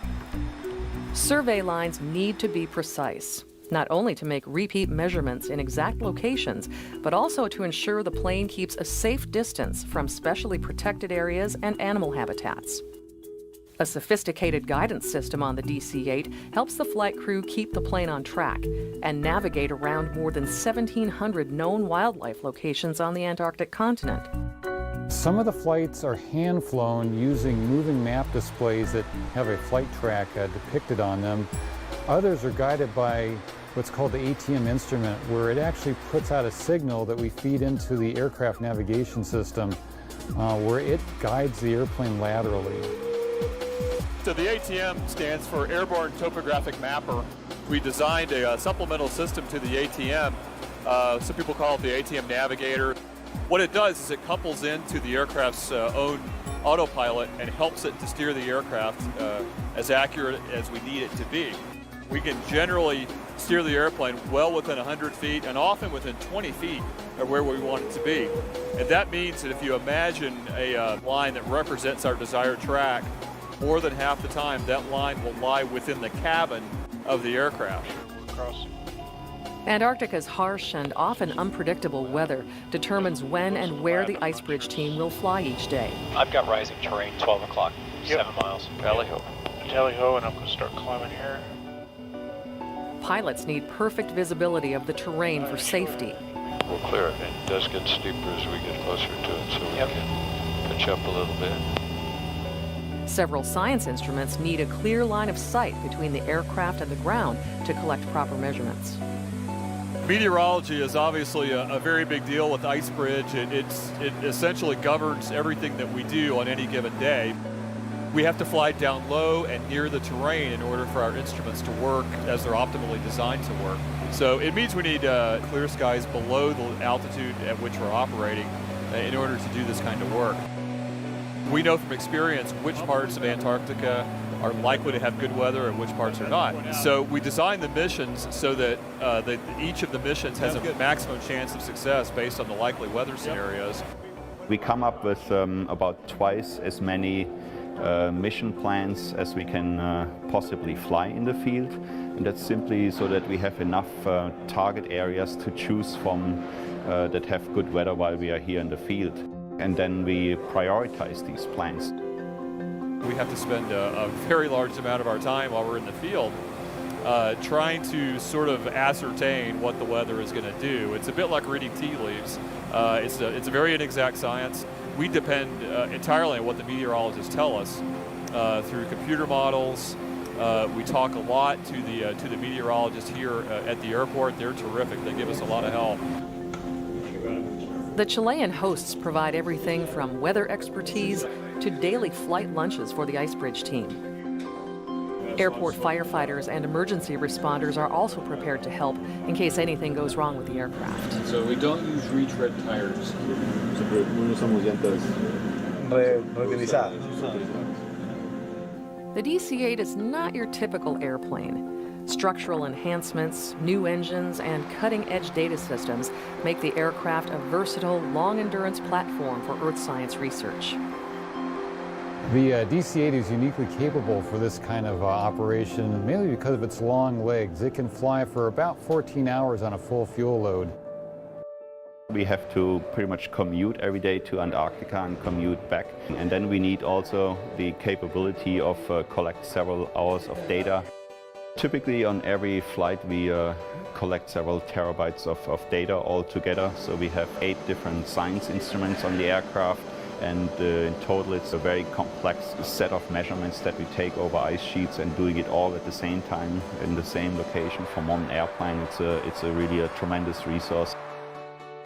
It is amazing that a large airplane that was designed originally to be an airliner could be so diverse, but by its design, it meets a lot of the requirements NASA had set for the type of science studies they wanted to execute using an airplane to support. This particular airplane was built in 1969, but many of the systems have been upgraded over the years to keep up with current technology. For instance, the airplane has a satellite communication system on it, which something like that didn't even exist when it was originally built. So what's nice about that is we can move data real time during the flights off the airplane to people anywhere in the world via the satellite system and then the internet, and they can send us information real time as well. We can X-chat, it's like texting back and forth to each other. We can send photographs, we can send technical data. You don't have to actually be on the flight to participate. My view of this airplane is that it's the ideal airplane for the kind of mission we use it for, because it's built very strong. And in the old days when these were being designed and built, the airplanes were overbuilt to be on the safe side. We have a nickname for it. It's a DC-8, and the DC stands for Douglas Cable Car, because unlike the modern airplanes that use electronics and hydraulics to control the airplane in flight, this airplane is controlled with steel cables. So we do hurricane research, we fly through hurricanes, and we do a lot of different types of scientific research, and the airplane can take a lot of damage that would cripple other more modern airplanes, and this airplane still flies fine. It's like an old truck. It's solid and almost indestructible. A wall of stickers at the mission director's console tells the story of the many missions the DC-8 has flown since it went into NASA's service in 1987. This aircraft and many others operated by the NASA Airborne Science Program fly thousands of hours every year all over the world to support a variety of Earth science research missions. It takes careful coordination and detailed planning behind the scenes to make these missions possible and to gain a better understanding of how our planet is changing.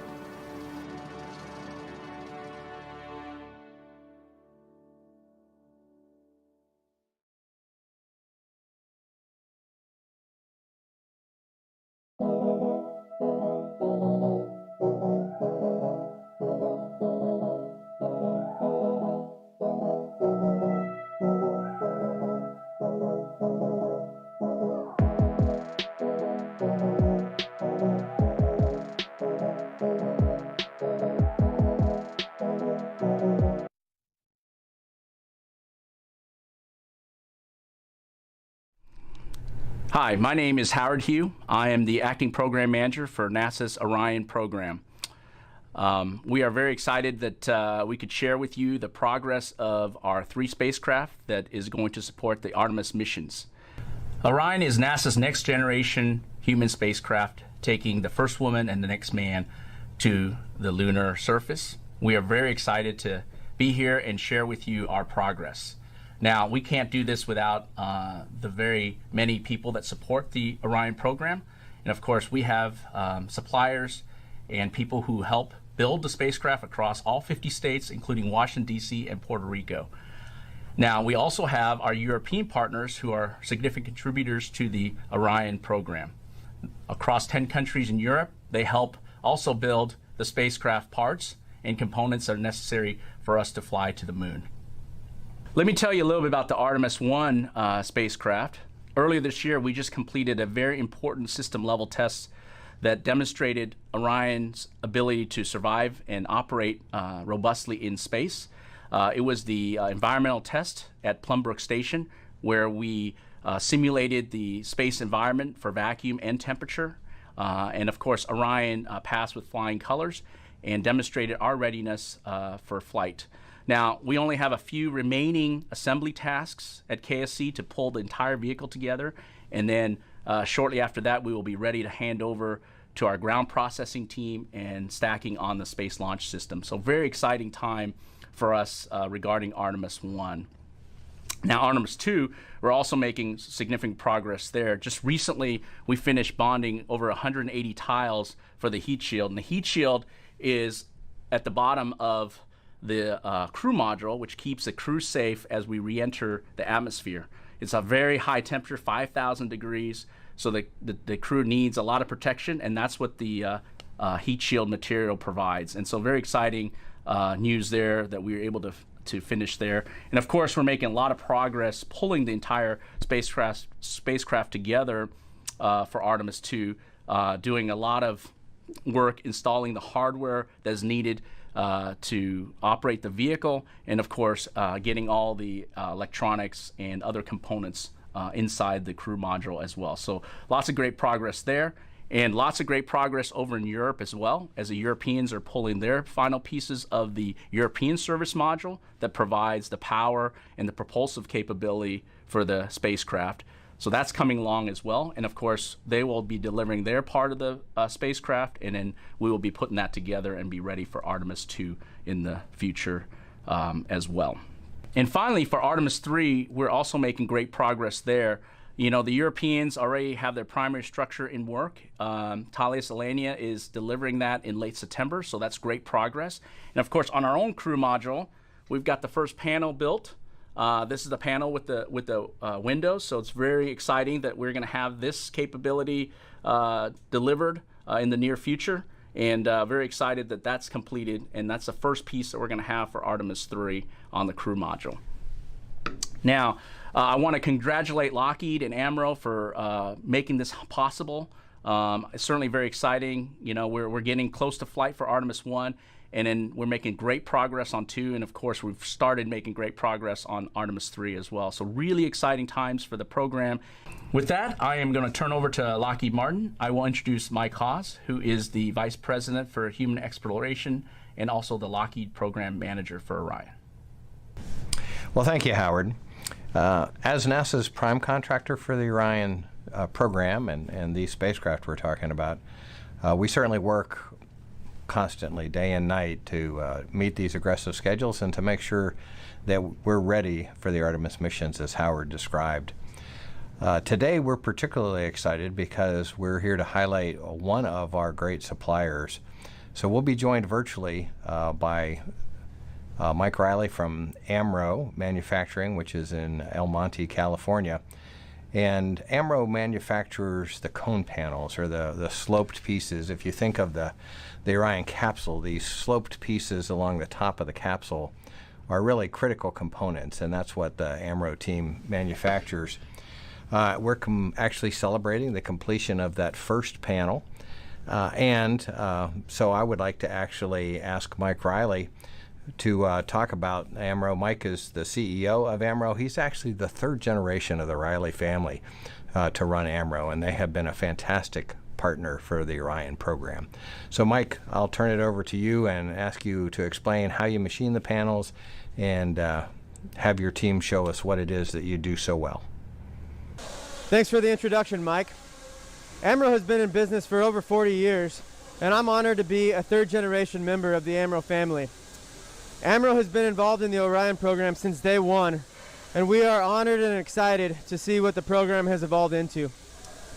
Standing next to me here, we have one of the cone panels for the Orion pressure vessel, the window panel.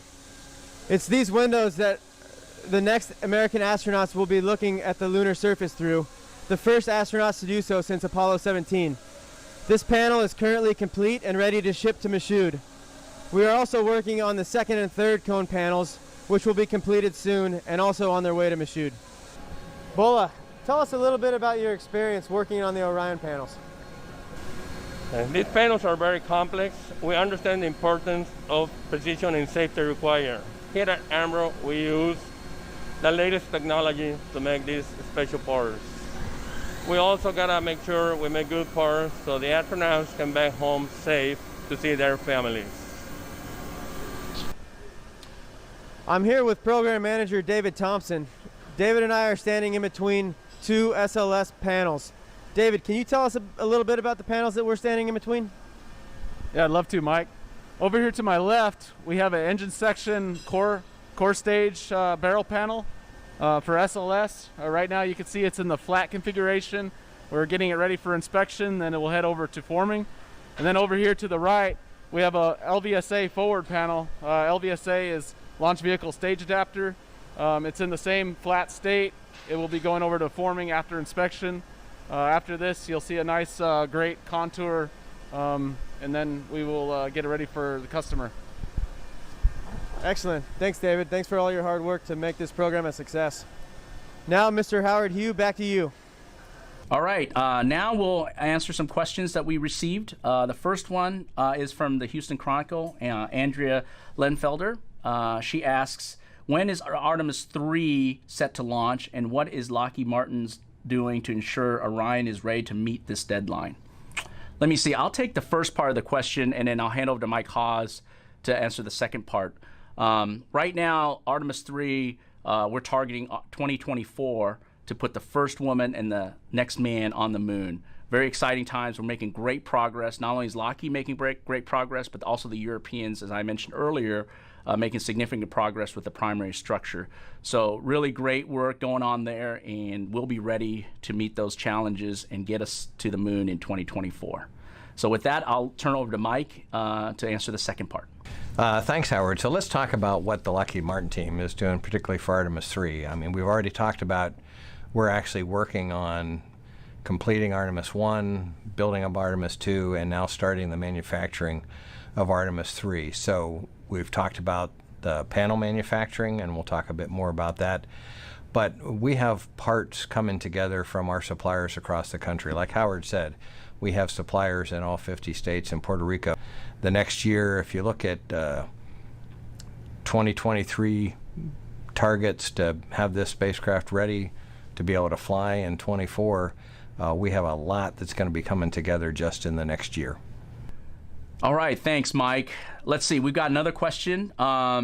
This one I think is suited for Mike Riley and Amaral to answer. Philip Sloss with NASASpaceflight.com asks, can you tell us how the cone panel is manufactured at Amaral, and what is the status of the other 2 cone panels for Artemis 3? Sure thing, Howard. That's a great question, Philip. Here with me to answer that is Program Manager David Thompson. Thank you, Mike. So how is a cone panel made? So it starts out as a flat plate weighing approximately 13,000 pounds. As you can see here, it's about 200 pounds in the form condition. This panel is a culmination of different departments here at Amaral. The first is forming.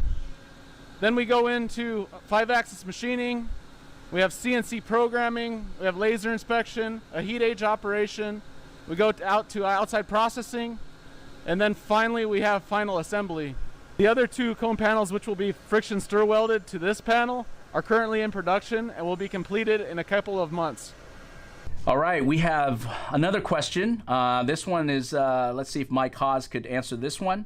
Andrea at the Houston Chronicle also wants to know, how many panels total come together on the Orion spacecraft, and how many parts, nuts, bolts are needed to assemble the entire spacecraft?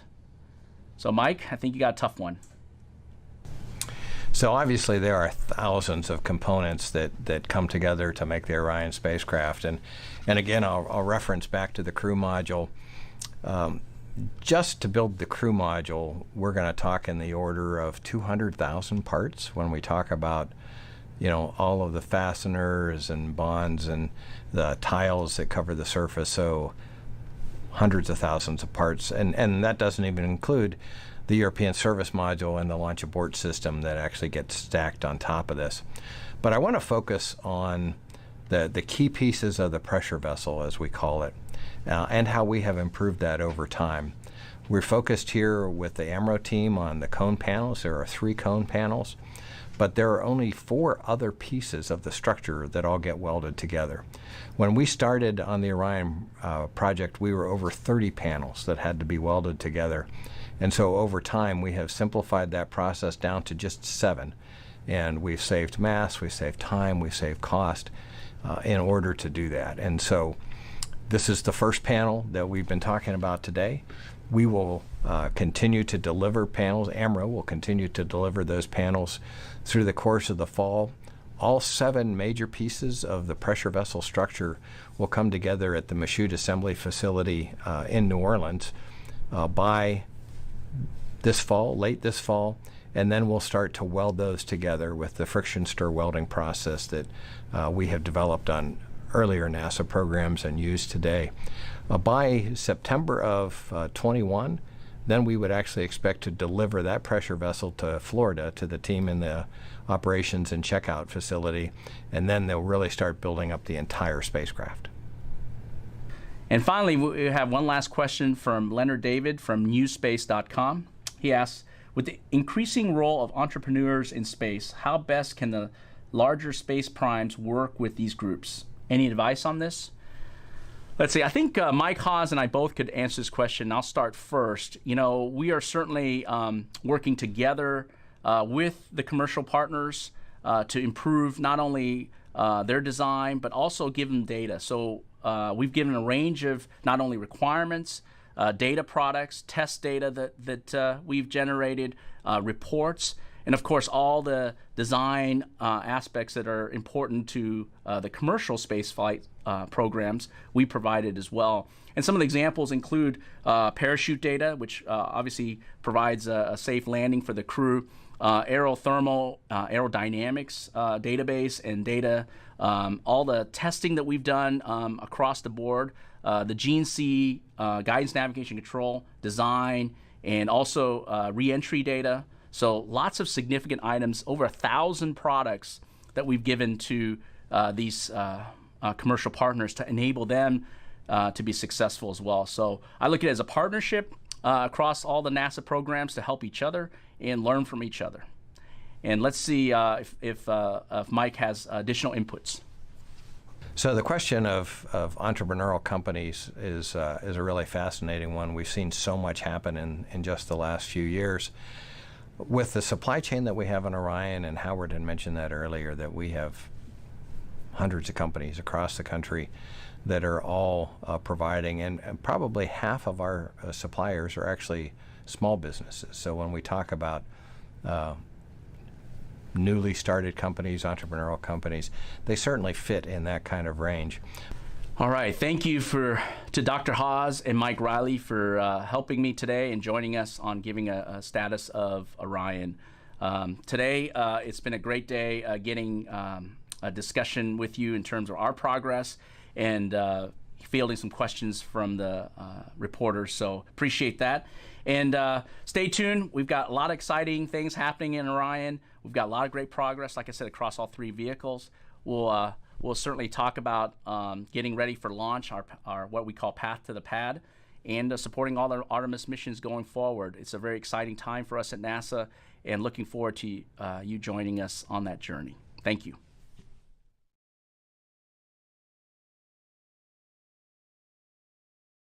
Our Perseverance rover takes up residence on Mars, the space station's next commercial resupply mission, and a new date for a commercial crew test flight. A few of the stories to tell you about this week at NASA. The navigation has confirmed that the parachute has deployed, and we are seeing significant deceleration. On February 18th, our Mars 2020 Perseverance rover mission safely touched down on Mars. Touchdown confirmed. Perseverance safely on the surface of Mars, ready to begin seeking the sands of past life. The rover landed in Jezero Crater, a region targeted for the excellent opportunity it presents to accomplish the rover's primary goal of finding signs of past microbial life. Within minutes, the rover's first images from Mars reached Earth, confirming Perseverance was A-OK. And even more images followed, including amazing views of the rover's descent captured by our Mars Reconnaissance Orbiter, and stunning views from onboard the lander showing how descent appeared from the rover's point of view. You have to somehow believe that you can do it, or else you'd never try to put a car on the surface of Mars, right? It's crazy. But there really is no good way to describe that moment when it's over and you hear those words, touchdown confirmed. This is the most advanced NASA rover to make the nearly 300 million mile trip to Mars. It's loaded with groundbreaking technology to help pave the way for future human exploration of the red planet. This includes the ability to collect and leave cached samples of Martian rock and regolith that a future mission being planned by NASA and the European Space Agency could retrieve and bring back to Earth for study. This mission is amazing on its own. Science, technology, and caching samples to bring back to Earth. But it's also part of our bigger exploration plans, right? Which involve preparing for eventual human missions to Mars. While Perseverance works to characterize the region's geology and past climate, there are also plans for the Ingenuity experimental helicopter to make the first controlled flight on another planet. Having a flying robotic explorer could be a huge benefit for a human mission on Mars. being able to fly will enable us to get to places that we cannot get to with rovers and astronauts, like sites of steep cliffs, deep inside crevices, areas of high scientific interest. It will be game-changing. Perseverance will undergo several weeks of testing before it begins its 2-year science investigation of Mars. And we have liftoff. The February 20th liftoff of Northrop Grumman's Antares rocket and Cygnus spacecraft from our Wallops Flight Facility marked the start of the company's 15th resupply mission to the International Space Station for NASA. The Cygnus, named after late NASA mathematician Katherine Johnson, is loaded with about 8,000 pounds of scientific research, crew supplies, and hardware for the station crew. An uncrewed Russian Progress supply ship arrived at the space station early Wednesday after launching from Kazakhstan on February 14th with just over a ton of nitrogen, water, and propellant. The Progress will be used to detach a Russian docking module later this year to prepare for the arrival of a new multi-purpose laboratory module. NASA and Boeing are now targeting no earlier than Friday, April 2nd for the launch of Orbital Flight Test 2, or OFT-2, the company's second uncrewed flight test of the CST-100 Starliner spacecraft to the International Space Station. OFT-2 is an end-to-end test to prove the Starliner system is ready to begin flying astronauts to and from the space station as part of NASA's Commercial Crew program. A lightweight robotic crane first designed, built, and tested at our Langley Research Center more than a decade ago is being upgraded with a suite of quick interchange tools, giving it Swiss Army knife-like capabilities that could prove quite useful on future missions to the moon. It can be used as a hoist or forklift to lift payloads weighing as much as an elephant, or for jobs requiring a bit more dexterity, such as scooping regolith or welding. The technology is also scalable to fit any size lander, vehicle, or surface application. That's what's up this week at NASA. For more on these and other stories, follow us on the web at nasa.gov/TWAN.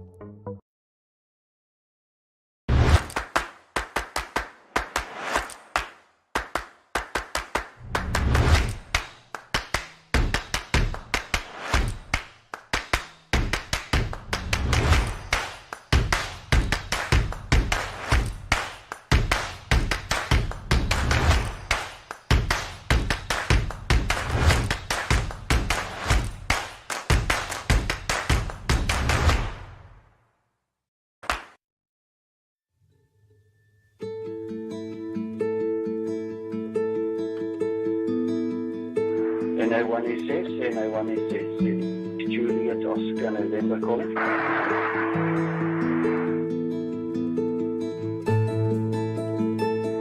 NA186, Juliet Oscar November calling.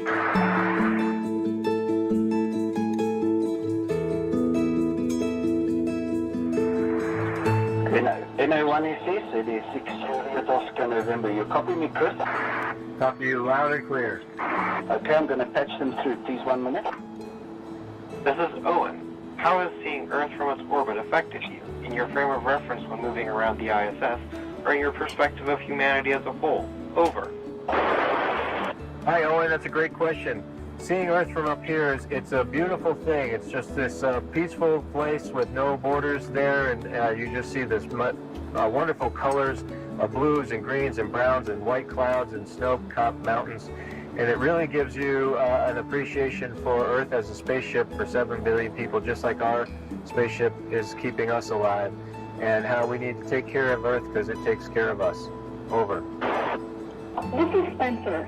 What happens if you vomit in the space station? How do you clean it up? Over. Well, hi, Spencer. Fortunately, we are prepared for vomiting in space, and we bring special bags that if we're feeling the urge to go, we use these bags. Occasionally, on the launch, it can surprise you, but we have bags in the launch vehicle as well. If you didn't make it in the bag, it would be a real mess, and it would go everywhere. It would take quite a bit of time to clean up. Over. This is Lucas. How has the COVID-19 pandemic affected you while you're in space? Over. Hi, Lucas. The pandemic has affected us because it's affecting our families. Our daily life here on the space station is largely the same with or without the pandemic. We are safe and we are executing our job and keeping the space station running and functioning and keeping ourselves healthy with our daily routine. But we're concerned for our friends and family and loved ones because they're in Russia and in the United States having to deal with it just like you are. Over. This is Allie. What will be your first meal when you get back to Earth? Over. Hi, Allie. I like to eat, and so I'm looking forward to any food that somebody makes. But one thing we don't have is an oven here, so something that comes out of the oven and you smell those smells and you eat a nice hot meal, that sounds terrific to me. Over. This is Sawyer. What does it feel like when the rocket lifts off? Over. Sawyer, when the rocket lifts off, it's this tremendous feeling like somebody's pushing you in your back and shoving you faster and faster and higher into the sky. And there's a few periods of time where our engines change, called staging, and there's some bumpiness and a little bit of shaking in the spacecraft during those periods. But the rest of the 9 minutes is just like a giant force is throwing you into the sky. Over. This is Jordan. What does the space station smell like? Over. Jordan, the space station has not too different smells than you'd have in a home down there. We try to keep ourselves clean. We try to keep the space station clean. In fact, tomorrow is Saturday, and that's our cleaning day, and we do our best to keep it neat and tidy. But occasionally there's smells where we have to change fluid. A lot of times that has to do with our bodily functions in the toilet, and they can be smelly there. But for the most part, the space station, to me, it smells just like a normal home. Over. This is Eric. Was training to be an astronaut harder or easier than training to be a Navy SEAL? Over. Well, Eric, they were totally different. The training to be a Navy SEAL initially was very hard for 6 months. Training to be an astronaut or a cosmonaut is a long process, and it takes many years of hard work. So, and it's more academic, more having to do with your brain. In SEAL training, we had some academics, but largely it was a physical thing. So 2 entirely different programs. Over. This is Owen. What experiment that you've done had the most unexpected results? What was the expected and actual outcome of said experiment? Over. Wow, Owen, that's a very detailed question. We have lots of experiments going on up here, but one that when I first arrived, we were growing some plants, and I thought that they would grow more than they did. Over the course of several weeks, they were just a small sprout, which surprised me because pictures I had never seen growth in space before on my previous missions. So I'm looking forward to trying that again and getting better results. Over. This is Spencer. How successful is your 3D printer on the station? Over. Spencer, we have the 3D printer has been here since I think 2015, a few years, and we've printed many parts. We don't have it deployed and active all the time, but when we need to, we can print what we need if it meets the criteria. It's a very effective way of having spare parts in space. Over. This is Lucas. You're a model rocket building club. Did you ever build model rockets when you were young? Over.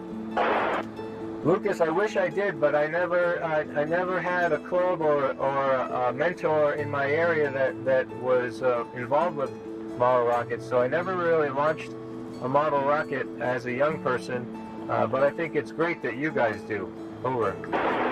This is Allie. What does microgravity feel like on your body? Over.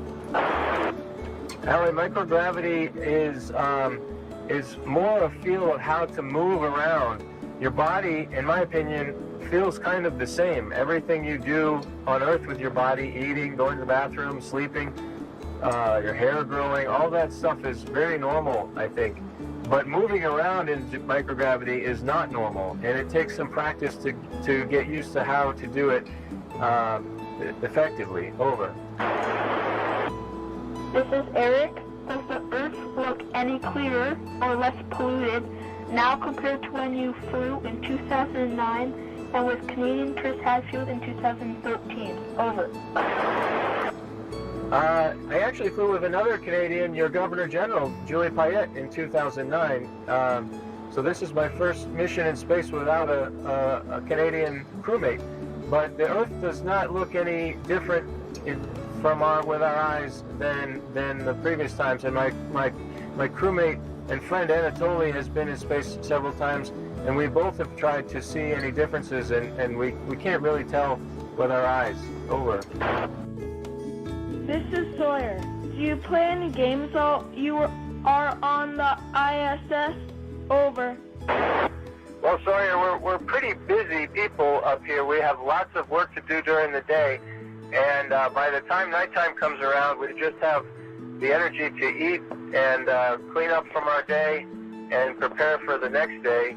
Maybe make a phone call or something, or answer an email, but we don't have a lot of time to play any games. Probably the closest thing to a game is seeing how straight you can fly without crashing into a wall and how far you can go like this. Over.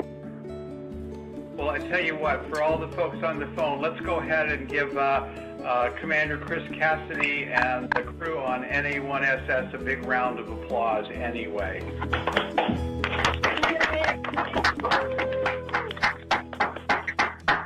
Sending my greetings along to all of you in traditional amateur radio terms. 7-3s, best wishes, and thank you for participating in this activity. Thank you, everybody. This is just excellent.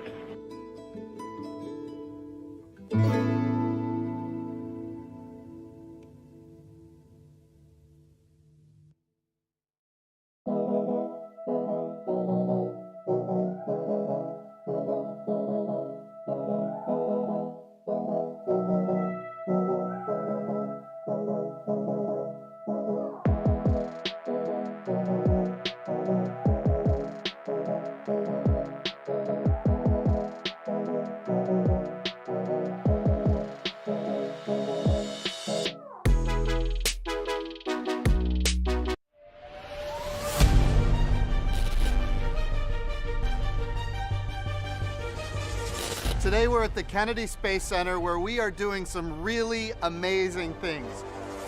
In just a few days, we're going to launch the Boeing Starliner. With the completion of this test, we will be one step closer to launching American astronauts on American rockets from American soil for the first time since the retirement of the space shuttles in 2011.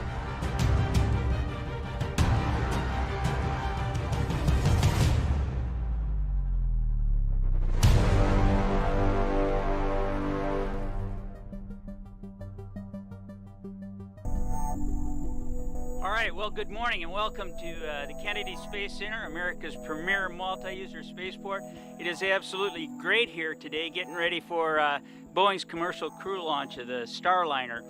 I can't say enough good things about what we're doing here at KSC. I think it's pretty amazing when you look out at all that's going on. And today we've got our NASA Administrator Jim Bridenstine and this awesome Boeing commercial crew cadre. I remember it wasn't too long ago it was announced that the space shuttles were going to retire. The Constellation program was going to be canceled. And of course, here at the Space Coast in Central Florida, there was a lot of concerns and a lot of families were hurting. But Bob, because of your leadership and the great things you've done, you've transformed this facility into a multi-user spaceport where we've got commercial activities happening side by side with government activities. These are very exciting times for the Kennedy Space Center, very exciting times for Central Florida.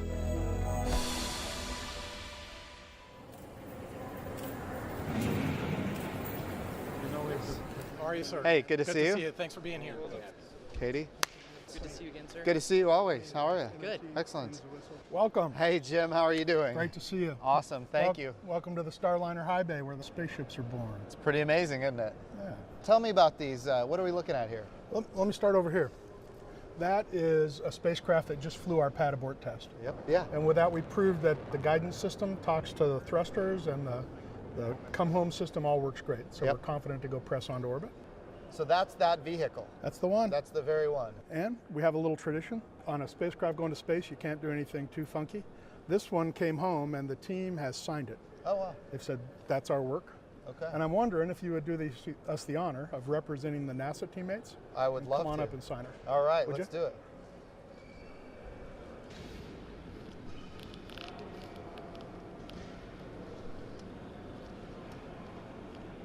This was a test vehicle. Can I show you the first one to carry people? Absolutely. Let's go talk to Chris Ferguson. He's going to fly in her. Okay.